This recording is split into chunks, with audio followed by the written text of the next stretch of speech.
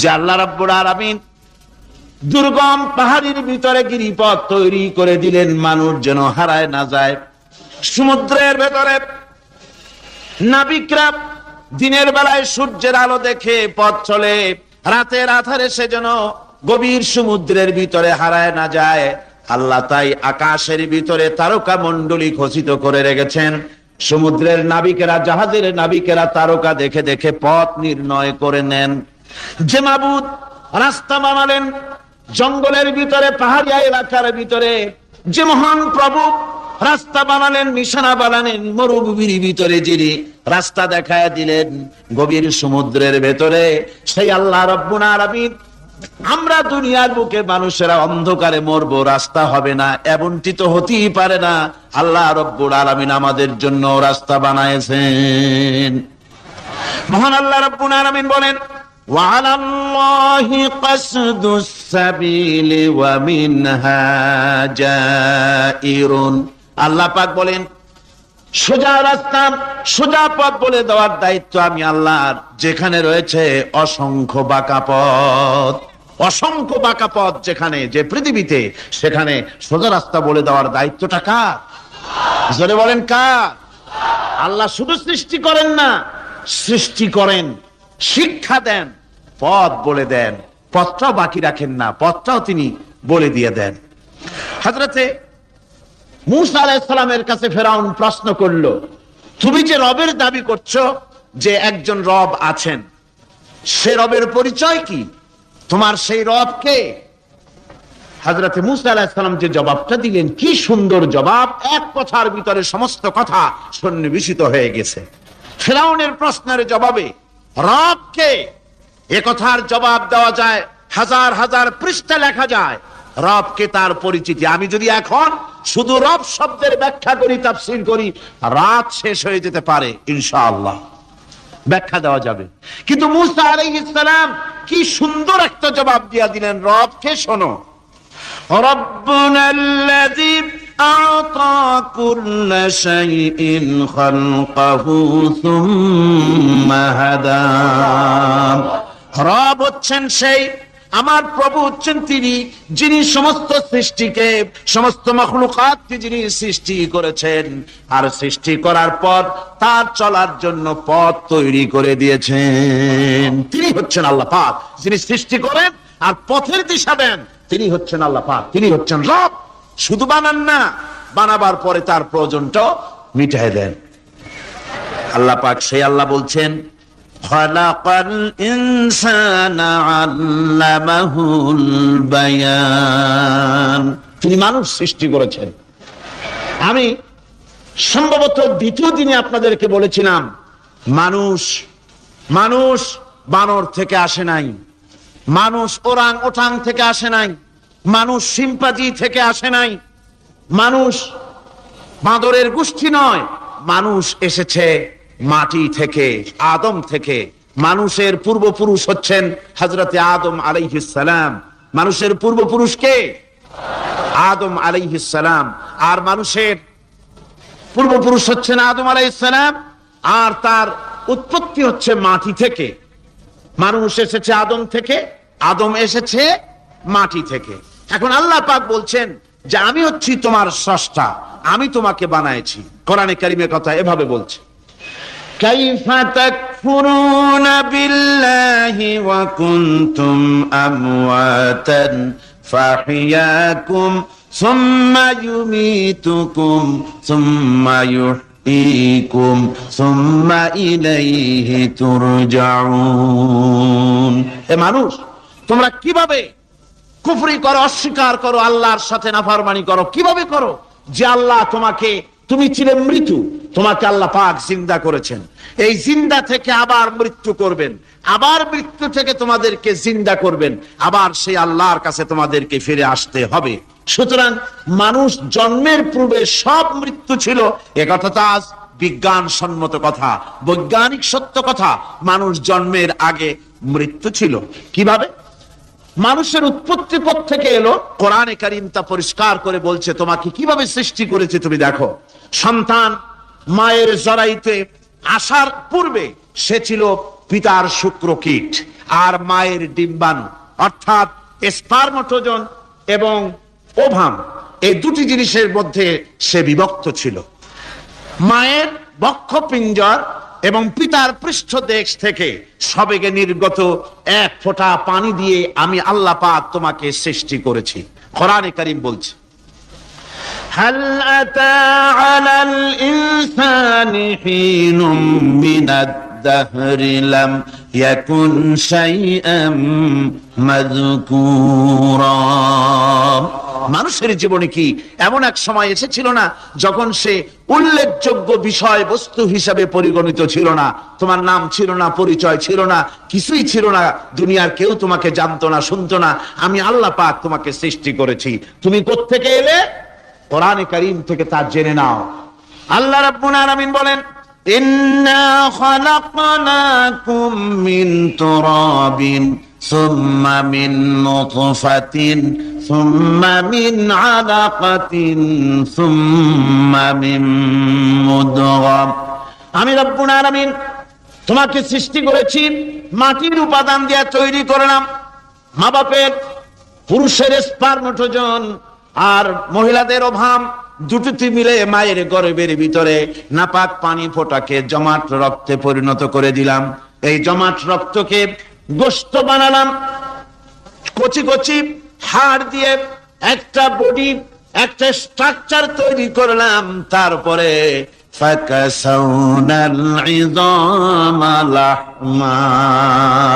গোশত দিয়ে, রগ দিয়ে, চামড়া দিয়ে সুন্দর করে ছাউনি দিয়া মায়ের গর্ভের ভিতরে আমি আল্লাহ রব্বুল আলামিন তোমাকে বানাইছি। মায়ের পেটের ভিতরে ফি কারারিম মাকিন, একটি সুরক্ষিত জায়গায় তোমাকে আমি রেখে দিলাম, যেখানে কোনো রোগ, কোনো জার যেখানে পৌঁছতে পারবে না, কোনো অসুবিধা হবে না। এমন একটা জায়গায়, এমন একটা ইন্টেনসিভ কেয়ার ইউনিটের ভিতরে রেখেছি। সুবহানাল্লাহ, একটা ইন্টেনসিভ কেয়ার ইউনিট যেখানে কোন রকমের কোন জার্ম প্রবেশ করে বা করবার কোনো ক্ষমতা নাই কারো। এমন একটা প্যাকেট, সুন্দর একটা প্যাকেট, একটা কভারের মধ্যে তোমাকে তৈরি করা হলো মায়ের পেটের মধ্যে। তারপরে আজকে তুমি কুফরি করতেছো, আজকে আমাকে অস্বীকার করছো।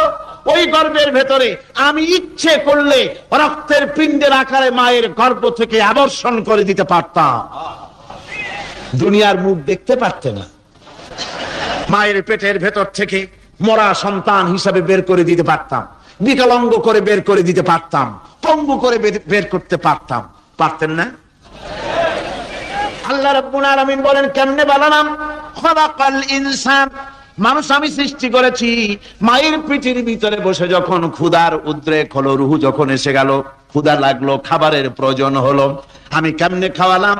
দুনিয়ার কোন মা বাপ, কোন নেতা, কোন ডাক্তার, কোন চিকিৎসা বিজ্ঞানী মায়ের পেটের সন্তানের খাবার সরবরাহ করতে পারে না। আল্লাহ পাক বলেন, তুমি কি খাবে? ব্যবস্থা আমি করেছি।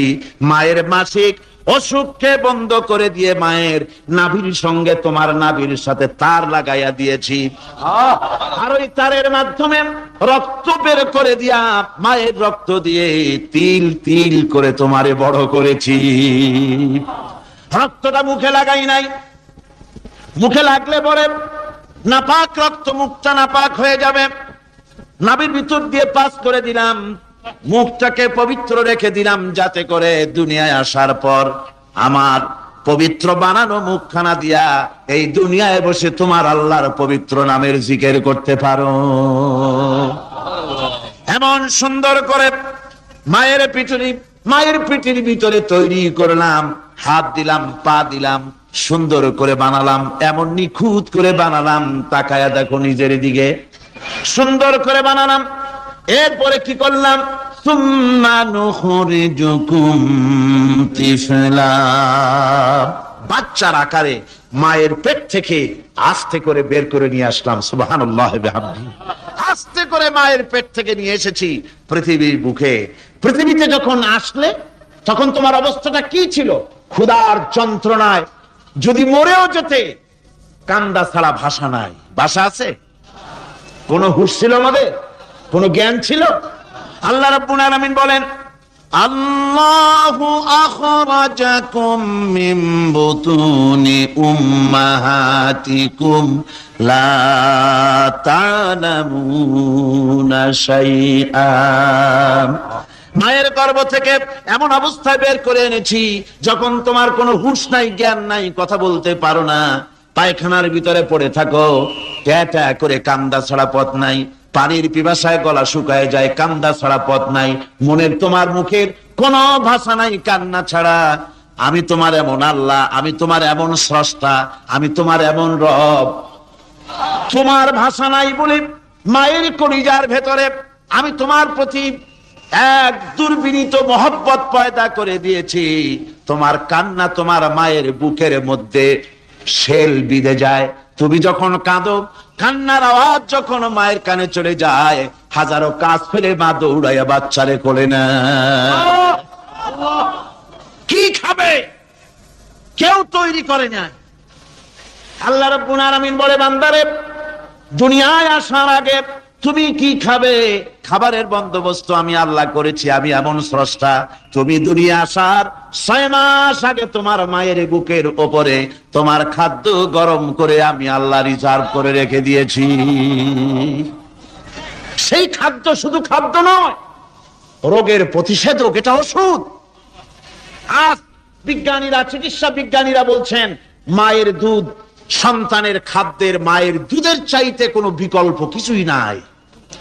সন্তান পৃথিবীতে এলে মায়ের প্রথম দুধটা, গ্রামে গঞ্জে অশিক্ষিত এলাকায় প্রথম দুধটা ফেলে দেয়, এটাকে মনে করে এটা খারাপ, এটা খাওয়াতে নাই, তাহলে ধনুষ্টঙ্কার হবে, হাবিজাবি কথা বলে। আল্লাহ দুধ বানাইছে বাচ্চার ধনুষ্টঙ্কার হওয়ার জন্য। মায়ের ওই প্রথম দুধটা হচ্ছে সন্তানের জন্য সমস্ত রোগের প্রতিষেধক। সে ছিল পেটের ভিতরে একটা কাভারের মধ্যে, ওখানে কোনো জার্ম ছিল না, কোনো রোগ জীবাণু ছিল না। ও পৃথিবীতে এসেছে যেখানে অক্সিজেনের ভেতরে জার্ম রয়েছে, বাতাসের ভিতরে জার্ম রয়েছে, যার পরিবেশটা খারাপ হয়ে আছে, মানুষের শ্বাস প্রশ্বাসে নিঃশ্বাসে হাজারো রোগ জীবাণু ঘুরছে। এই রকমের একটা পৃথিবীতে এসেছে। আসার পরে কচি স্বাস্থ্য, কচি শরীর, কচি হার্ট, কচি লাংস, সেটাকে প্রতিরোধ করবে কি করে? সেজন্য আল্লাহ পাক মায়ের দুধের ভিতরে সমস্ত রোগের প্রতিষেধক দিয়ে দিয়েছেন। সুবহানাল্লাহ। আজকের বিজ্ঞানীরা তা স্বীকার করেছেন। অনেক মা তার সন্তানকে দুধ দেন না নিজের শরীর স্বাস্থ্য ভালো রাখার চিন্তা করে, বাচ্চাকে দুধ খাওয়ান না। এটা অত্যন্ত নির্মম কাজ। বাচ্চাকে দুধ খাওয়ালে বাচ্চার সাথে মায়ের মহব্বত বাড়ে। ইউরোপে, আমেরিকায় মাকে মা বলে ডাকে না, বাপকে শ্রদ্ধা করে না, সম্মান করে না। তার কারণ সেখানে মায়েরা তার সন্তানদেরকে কোলে নেয় না, সন্তানদেরকে ফিডার খাওয়ায়। আর আমি নিজের চোখে দেখেছি মায়েরা ইউরোপে, আমেরিকায় যখন শপিং এ আসে, তখন রাস্তায় যখন আসে, তখন ওই পুশ চেয়ার গুলিতে বাচ্চাকে শোয়াইয়া বাচ্চা এভাবে পুশ চেয়ারে করে ঠেলে নিয়ে যায়, আর কুত্তার বাচ্চাগুলি কোলে করে ঘুরে বেড়ায়। কুত্তার বাচ্চা কোলে নেয়, নিজের বাচ্চা পুশ চেয়ারে করে ঠেলে। সেই জন্য মায়ের প্রতি সন্তানের মহব্বত হয় না, সন্তানেরও মায়ের প্রতি কোনো শ্রদ্ধা জাগে না। আল্লাহ কি ব্যবস্থা মায়ের কলিজার মধ্যে মহব্বত পয়দা করে দিয়েছেন আল্লাহ পাক। মায়ের বুকের দুধের ভিতরে আল্লাহ রাব্বুল আলামিন, আল্লাহ পাক বলছেন, আমি মানুষ সৃষ্টি করেছি আর তার সমস্ত প্রয়োজন মিটিয়েছি, তার খাবারের সব প্রয়োজন মিটিয়ে দিয়েছি। দুধটাকে ঘন করি নাই, হজম করতে পারবে না বলে ওই দুধটা সামান্য পাতলা করে দিয়েছি, ওর ভিতরে সামান্য মিষ্টি দিয়েছি। দুধের বোটার ভিতরে একটা ছিদ্র দিলে, চোষা মারলে পরে অনেকগুলি দুধ বেরিয়ে এসে গলাটা আটকে যেত, তোমার কচি কণ্ঠ গলা আটকে যেত, শ্বাস করতে পারতে না। এজন্য মায়ের স্তনের বোটার ভিতরে সূক্ষ্ম সূক্ষ্ম 32টা ছিদ্র করে আস্তে করে দুধ বার করে তোমার জীবন আমি বাঁচাইছি। খালাকাল ইনসান, মানুষ সৃষ্টি করেছি আমি আল্লাহ পাক। সুতরাং যে আল্লাহ পাক এ মানুষ সৃষ্টি করলেন আর মায়ের কলিজার ভিতরে মোহব্বত পয়দা করে দিলেন, সে আল্লাহ পাক বলছেন, খবরদার ওই মাকেও যেন আবার ভুলে যেও না। মাকে সম্মান করে করো, মা বাপকে মহব্বত করো, তাদেরকে শ্রদ্ধা করো। বউ পাইয়া, সুন্দর স্ত্রী পেয়ে মায়ের কথা ভুলে যেও না। অনেক সাহেব আছে মায়ের কথা ভুলে যায়, স্ত্রীর কথা অনুযায়ী মায়ের উপর অত্যাচার করে, এরকমও বহুত আছে। আল্লাহ পাক বলছেন, শোনো, وَقَضَى رَبُّكَ أَلَّا تَعْبُدُوا إِلَّا إِيَّاهُ وَبِالْوَالِدَيْنِ إِحْسَانًا। তোমার প্রভুর পক্ষ থেকে ফয়সালা হয়েছে, চূড়ান্ত সিদ্ধান্ত হয়ে গিয়েছে, আমি আল্লাহর ইবাদতের পর তোমার মা বাপের ইহসান করবে, খেদমত করবে, তাদের জন্য উপকার করবে, তাদেরকে ভালোবাসবে। আল্লাহ রাব্বুল আলামিন বলেন মা বাবার সঙ্গে কেমনে কথা বলবে, তাদের সাথে কিভাবে আচরণ করবে, আল্লাহ তাও শিখিয়ে দিয়েছেন। আল্লাহ পাক বলেন, ওয়ালা তাকুল লাহুমা ওয়া কুল লাহুমা কাওলান কারীমা। মা বাবার সাথে সম্মানজনক কথা বলো। ওয়া কুল লাহুমা কাওলান কারীমা, সম্মানজনক কথা বলো। মাথায় ঝাঁকি দিয়ে রাগ করে, চোখ মোটা করে কথা বলো না। তুমি সন্তান, তোমার জন্য সবচাইতে বড় পীর তোমার আব্বা, তোমার আম্মা, ঠিক কিনা কর? ছেলের জন্য, মেয়ের জন্য, সন্তানের জন্য সবচাইতে বড় পীর কে? বাপ মা। এটা ভালো করে মনে রাখতে হবে। আপনার মৌলানা সাহেবদের দোয়া, পীর সাহেবদের দোয়া কবুল হতেও পারে, নাও হতে পারে, 50-50 সম্ভাবনাও আছে, আবার সম্ভাবনা নাই। কিন্তু মা বাবার দোয়া কবুল হবে 100% সিউরিটি রয়েছে। রাসূলুল্লাহ বলেছেন 3 জনের দোয়া কবুল হবে, মুস্তাজাবুদ দাওয়াত। কয়জনের দোয়া কবুল হবে? আল্লাহ রাব্বুল আলামিনের হাবিব বলেন 3 জনের দোয়া কবুল হবে আল্লাহর দরবারে। তার মধ্যে একজন হলেন মাজলুম ব্যক্তি, যে ব্যক্তি অত্যাচারিত, সে ব্যক্তি মুসাফির, প্রবাসী, তার দোয়া কবুল হবে। আর মা বাপ যদি সন্তানের জন্য দোয়া করে, ওই দোয়া আল্লাহ রাব্বুল আলামিনের দরবারে মঞ্জুর হয়ে যায়। আল্লাহ রাব্বুল আলামিন মা বাপ সম্পর্কে বলেন, মা বাবের জন্য আমার কাছে দোয়া করবি বান্দারা, আমার কাছে দোয়া করবি। দোয়াটা আল্লাহ পাক শিখাচ্ছেন, রব্বিরহামহুমা কামা রব্বায়ানি সাগীরা। পড়েন সবাই, রব্বিরহামহুমা কামা রব্বায়ানি সাগীরা। একটু জিকির করেন, লা ইলাহা, একটা ফ্যান আনতে হবে, মাস্ক। লা ইলাহা ইল্লাল্লাহ, লা ইলাহা ইল্লাল্লাহ, লা ইলাহা ইল্লাল্লাহ, লা ইলাহা ইল্লাল্লাহু মুহাম্মাদুর রাসূলুল্লাহ। আমার ভাইরা, আল্লাহ পাক শিখাচ্ছেন, বান্দা তোর মা বাপের জন্য আমার কাছে দোয়া কর। আল্লাহ রব, আয় আমার প্রভু, আমার মা বাপ যেমন ছোটবেলায় আমাকে স্নেহের কোলে লালন পালন করেছে, আয় আমার আল্লাহ তুমি আমার মা বাপকে তোমার রহমতের কোলে লালন পালন করো। আল্লাহ শিখাই দিয়েছেন। আমার ভাইরা, প্রত্যেক নামাজের পরে এই দোয়াটা ভুলে যাবেন না। ভুলে যাবেন? ভুলে যাবেন? আমার ভাইরা, আমার বোনেরা, সবাই প্রত্যেক নামাজের পরে পড়বেন, রব্বিরহামহুমা কামা রব্বায়ানি সাগীরা। এই দোয়া করতে কেউ ভুলে যাবেন না।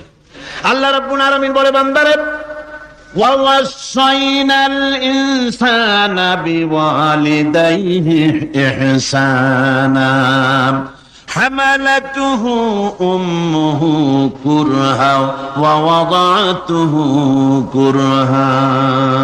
আল্লাহ পাক বলেন, আমি পৃথিবীর সমস্ত মানব মণ্ডলীকে উপদেশ দিয়েছি, মা বাপকে সম্মান করো, শ্রদ্ধা করো, তাদের উপকার করো। তার কারণ হলো তোমার মা তোমাকে গর্ভে ধারণ করেছে অত্যন্ত কষ্টের সাথে।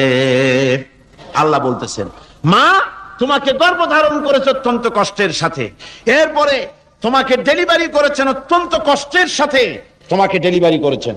আমার ভাইয়েরা, জনাব অধ্যাপক মফিজুর রহমান সাহেব আমাকে বলছেন যে মাহফিলের চতুর্দিকে তার কাছে, ওনাদের কাছে রিপোর্ট এসেছে, এক শ্বাসরুদ্ধকর পরিবেশ সৃষ্টি হয়ে গিয়েছে। মহিলাদের ভেতরে 3 জন নাকি সেন্সলেস হয়ে পড়েছেন, এত প্রচন্ড ভিড় হয়েছে সেখানে। আমি আপনারা দোয়া করুন আল্লাহ যেন এই মাহফিলকে সুন্দর রূপে পরিচালিত করে দেন, রহমতের হাওয়া যেন বহায় দেন। জোরে কোন আমিন, আরো জোরে কোন আমিন। আমি দেখতে পাচ্ছি আপনারা ঠাসাঠাসি করে বসেছেন, তারপরেও আল্লাহ পাক কোরআন শরীফে বলেছেন তোমরা যদি অপর ভাইকে একটু জায়গা করে দাও, নিজের জায়গা কম করে, আল্লাহ বেহেশতের মধ্যে তোমার জায়গা বাড়াই দিবেন। আল্লাহ পাক কোরআন শরীফে বলেছেন। আমি সমস্ত মুসলমান একজনও দাঁড়াবেন না, এক বান্দা দাঁড়াবেন না। বসা অবস্থায় আপনারা সামনের দিকে চেপে আসেন, এই মঞ্চের দিকে বসা অবস্থায় সমস্ত মানুষ নড়ে চড়ে বসেন, হরকতে বরকত হবে, নড়ে চড়ে বসেন। আর এই ফাঁকে দাঁড়াবেন না, খবরদার।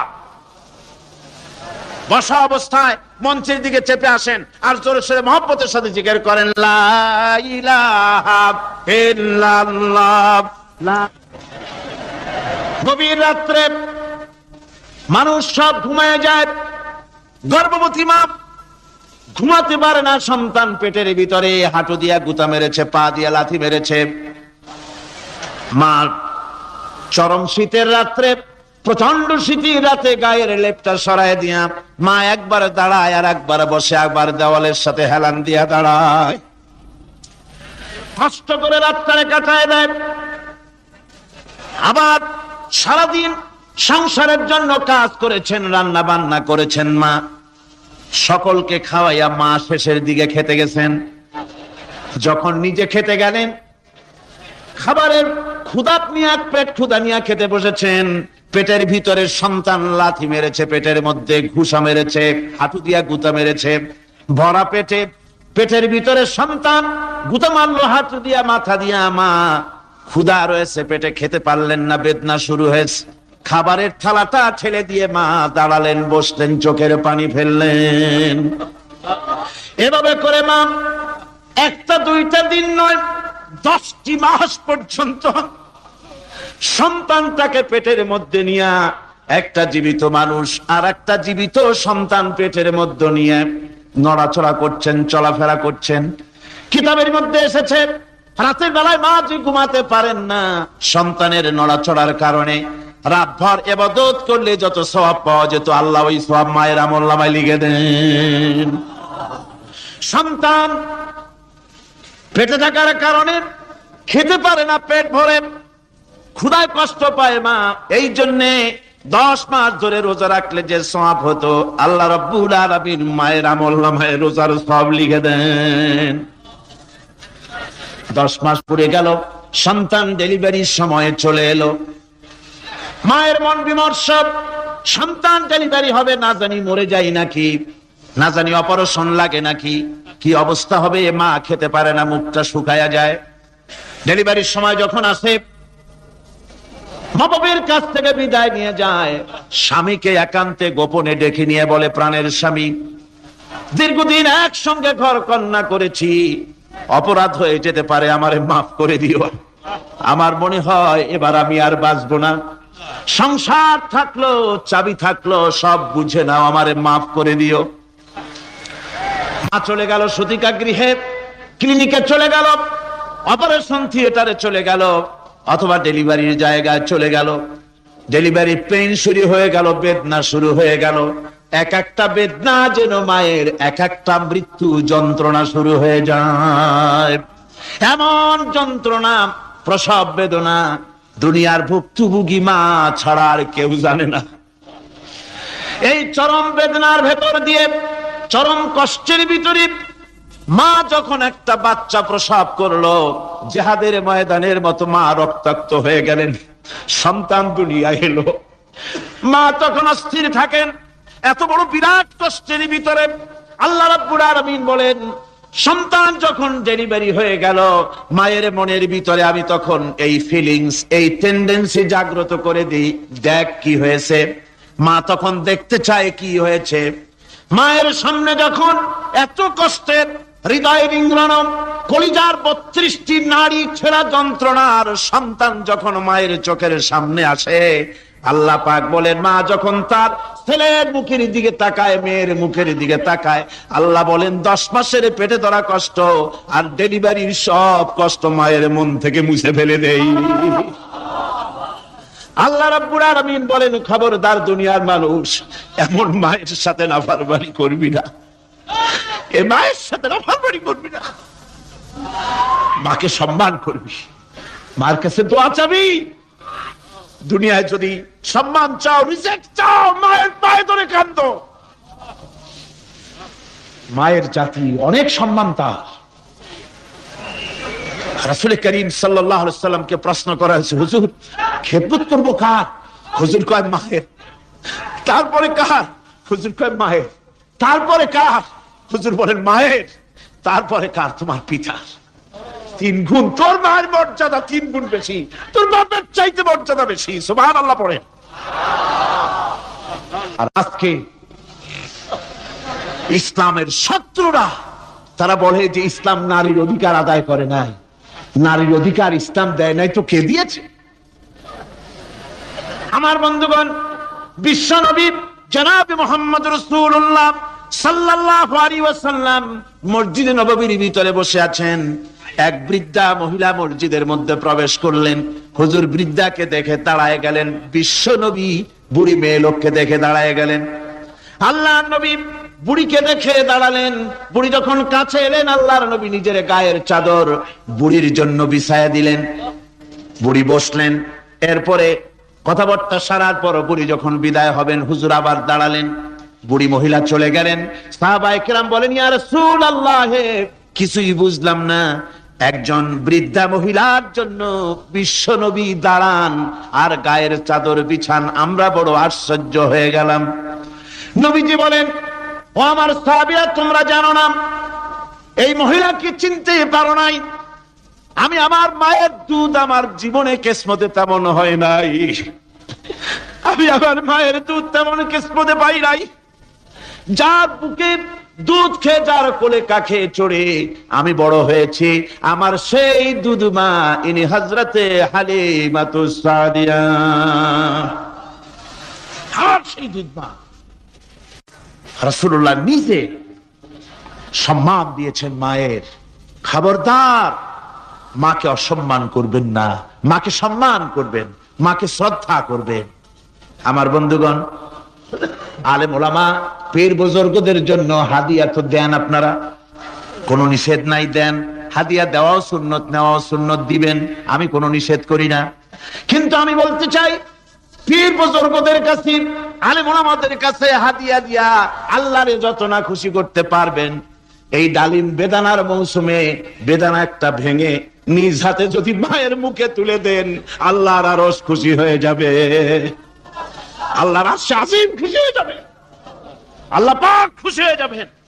মায়ের খাওয়াও, বাপকে খাওয়াও, তোমার সবচেয়ে বড় পীর তিনি। সুবহানাল্লাহ পড়ো, সুবহানাল্লাহ। মা বাপ যদি একটু দোয়া করে দেয়, তোমার জিন্দেগির কাম শেষ। একটু বদদোয়া করলে জাহান্নামে যাবা।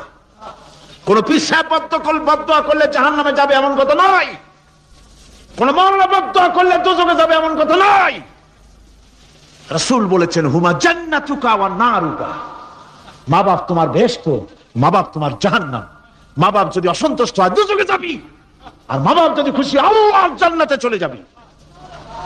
সুবহানাল্লাহ, সুবহানাল্লাহ, সুবহানাল্লাহ। মায়ের পায়ের তলে তোর বেহেশত। আমরা পুরুষ, আমাদের গত বছরও বলেছি, আমরা পুরুষ, আমাদের পায়ের তলে জুতা। আমাদের পায়ের তলে কি? শুধু জুতা। আর আমার মা, আমার মায়ের জাতি যারা এই প্যান্ডেলে বসে আছেন, আমার মায়েরা, বোনেরা, মায়ের জাতি যারা পৃথিবীতে, মায়ের জাতির পায়ের তলে আল্লাহর বেহেশত। সুবহানাল্লাহ। নারীর মর্যাদা ইসলাম দেয় নাই, কে দিয়েছে? আল্লাহ দিয়েছেন, আল্লাহ রাসূল দিয়েছেন। আমার বন্ধুগণ,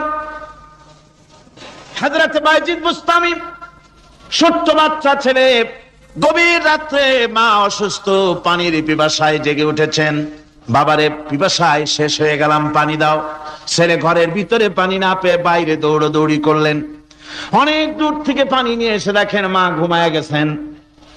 পানি নিয়ে দাঁড়ানো পৌষ মাস, মাঘ মাসের শীতের রাত, ফজরের সময় মায়ের ঘুম ভেঙে গেল। তাকিয়ে দেখেন বাইজিদ দাঁড়ানো, হাতে পানি থরথর করে কাঁপছে। জিজ্ঞাসা করে, বাইজিদ তুমি দাঁড়ানো কেন? ছোট্ট বাচ্চা বলে, মা পানি চেয়েছিলে তুমি গভীর রাত্রে, পানি ঘরে ছিল না, অনেক দূর থেকে আনতে হয়েছে। মা বলছে, ঘুমাও নাই কেন গ্লাস থুইয়া? বাচ্চা বলে, ঘুমাই নাই। তুমি যদি আবার পানি চাও, সময় মতো যদি দিতে না পারি, মা তোমার কষ্ট হবে। এই জন্য ফজর পর্যন্ত আমি দাঁড়ায় আছি, কখন তুমি পানি চাও। মা হাতের থেকে পানি নিয়ে পান করলেন, বাইজিদকে বিছানার উপরে আরাম করে কম্বল দিয়ে ঘুম পড়াইয়া দিলেন। হযরতে বাইজিদের মা উযু করে ফজরের নামাজ পড়ে সিজদায় চলে গেলেন। চিৎকার মেরে কেঁদে বলেন, আমার রব, আমার আল্লাহ, আমি আমার বাইজিদের মা, আমি মা হয়ে বাইজিদের জন্য দোয়া করি। বাইজিদ আমার জন্য আজকে যা করেছে, আমি মা, আমার কলিজা ঠান্ডা হয়ে গেছে। আয় আল্লাহ, আমি বাইজিদের জন্য দোয়া করি, তুমি তাকে সুলতানুল আরিফিন বানাইয়া দিও। মঞ্জুর হয়ে গেল আল্লাহ পাকের কাছে দোয়া। আমার ভাইরা, আল্লাহ পাক বলছেন, খবরদার, আমার ইবাদতের পরে মা বাপ, আল্লাহর ইবাদতের পরে কারা? মা বাপ। মা বাপকে সম্মান করো, শ্রদ্ধা করো, মোহাব্বত করো, কিসমত খুলে যাবে, কিসমত খুলে যাবে। মা বাপকে সম্মান করো। হযরত আবু হুরায়রা রাদিয়াল্লাহু তাআলা আনহু রাসূলের সামনে এসে কাঁদতেছেন। হুজুর বলছেন, আবু হুরায়রা কাঁদো কেন? কাঁদো কেন? রাতের বেলা কাঁদো কেন? হযরত আবু হুরায়রা বলছেন, হুজুর আমাকে মা মেরেছেন। হুজুর বলছেন, মা মারলো কেন? কোন অপরাধ করেছো? কোন গোস্তাখি করেছো? আবু হুরায়রা বলছেন, না হুজুর, কোন গোস্তাখি করি নাই, তবে মারলো কেন? হযরত আবু হুরায়রা বলছেন, হুজুর আমি আপনার দরবার থেকে ফিরতে রাত হয়ে গিয়েছিল। মা জিজ্ঞেস করলেন, আবু হুরায়রা এত রাত্রে কোথায় ছিলেন? বললাম, আমি ছিলাম যে কদম চুমতে পারলে দুনিয়া ধন্য হয়, সেই দরবারে নববীর কদম মোবারক থেকে আসতে আমার দেরি হয়েছে। আমার মা মুশরিকা, আপনার নাম শুনে তার গায়ে আগুন জ্বলে উঠলো, আমাকে ধরে মারা আরম্ভ করলো। বলল, হয় আমার বাড়ি ছাড়বি, আর না হয় মুহাম্মদ সাল্লাল্লাহু আলাইহি ওয়াসাল্লামের দরবার ছাড়বি। আমি বললাম, আমার মা, তুমি বুড়ি মানুষ, তোমার গায়ে যত শক্তি আছে সমস্ত শক্তি দিয়ে আমারে পিটাও, আমারে মারো। মারতে মারতে আমাকে বাড়ি থেকে তুমি বের করে দাও। তোমার বাড়ি শুদ্ধ, তাম দুনিয়া ছেড়ে দিতে পারি, আল্লাহর নবীর কদম মোবারক ছেড়ে দিতে পারি না। হুজুর, আমার মা আমাকে গলা ধাক্কা দিয়ে বের করে দিয়েছেন। হুজুর বলছেন, আবু হুরায়রা, তোমার মা তোমাকে মেরেছে, তুমি আমার কাছে নালিশ করছো? আমার তো এখানে ইন্টারফেয়ার করার কিছুই নেই। সুবহানাল্লাহ, সুবহানাল্লাহ। মা তোমাকে মেরেছে, এখানে আমার করার কিচ্ছু নাই। বিশ্ব নবী বলছেন, এত বড় পাওয়ারফুল নবী, লেজিসলেটিভ পাওয়ার, সারে আল্লাহ তাকে বানিয়েছেন শরীয়ত প্রণেতা। কোরআন শরীফ, কোরআন শরীফে শুধু হালাল ও হারামের, হালাল এবং হারামের, বৈধ এবং অবৈধের সীমারেখা শুধু কোরআনই ঠিক করেন, রাসূলের জন্য আল্লাহ ছেড়ে দিয়েছেন। আল্লাহ রাসূলও হারাম, হালাল এবং হারামের বৈধতা অবৈধতার সীমারেখা নির্ধারণ করেছেন।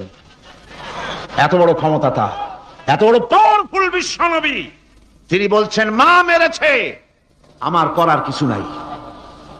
চিন্তা করেন কত বড় কথা, এ কথার লোড কত। হযরত আবু হুরায়রা বলেন, ইয়া রাসূলুল্লাহ,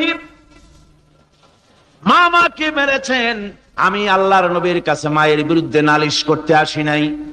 বললেন, কেন এসেছো? হযরত আবু হুরায়রা বলেন, হুজুর এসেছি একটা কারণে, আমি জানি আল্লাহর নবী যদি আল্লাহর দরবারে হাত উঠায়া কোনো জিনিস বলে, আল্লাহ রাব্বুল আলামিন সঙ্গে সঙ্গে মঞ্জুর করে নেন। হুজুর আমি এসেছি, মেহেরবানি করে দোয়া করুন আমার মাকে যেন আল্লাহ হেদায়েত নসিব করে দেন। আল্লাহ নবী হাত উঁচু করে বললেন, আল্লাহুম্মা হিদি উম্মা আবি হুরায়রা, আয় আল্লাহ আমি দোয়া করি আবু হুরায়রার মাকে তুমি হেদায়েত নসিব করে দাও। রাসূলুল্লাহ দোয়া করছেন আর আবু হুরায়রা সমানে দৌড়াচ্ছেন। তিনি দৌড়াচ্ছেন, পিছন থেকে কয়েকজনে আবু হুরায়রার জামা টেনে ধরেছে, দৌড়ো। তাদের জানা আবু হুরায়রা খুব ভদ্রলোক মানুষ, কোন ঝড় ঝামেলার মধ্যে থাকে না, রাগ সাগ করে না, চিৎকার মারে না, দৌড় মারে না, এত ভদ্র শরীর, দৌড়ায় কেন? না জানি কোন বিপদ বুঝি ঘটে গেছে। পিছন থেকে জামা টেনে ধরে বলে, দৌড়াও কেন? হযরত আবু হুরায়রা জামা সাহাবীর হাত থেকে ছিনায় নিয়ে বলেন, জামা ছেড়ে দাও, আমাকে দৌড়াতে দাও, আমি দৌড়াইয়া বাড়ি যে দেখতে চাই। আমি দৌড়াই আগে আমার বাড়ি পৌঁছতে পারলাম না, আমি যাওয়ার আগে আমার আল্লাহর নবীর দোয়া আমার বাড়ি পৌঁছে গেছে, আমি এইটা দেখতে চাই। হযরত আবু হুরায়রা বাড়িতে গিয়ে দরজা নক করলেন, ভেতর থেকে আওয়াজ এলো, কে? হযরত আবু হুরায়রা বলেন, মা, আমি তোমার আবু হুরায়রা ফিরে এসেছি। মা বলছেন, বাবা অপেক্ষা করো, দরজা খুলতেছি। হযরত আবু হুরায়রা বলেন, মায়ের গলার আওয়াজের ভিতরে শিরকিয়াতের কর্কশতা পেলাম না, মায়ের গলার আওয়াজের ভিতরে তাওহীদের গন্ধ পেলাম। আমার মনে হলো নবীর নিক্ষিপ্ত তীর তার নিশানায় পৌঁছে গেছে। কিছুক্ষণ পর মা আমার বেরিয়ে এলেন, মাথা থেকে চুলের থেকে বুড়ি মানুষ, সাদা চুলের ভিতর থেকে পানি পড়তেছে।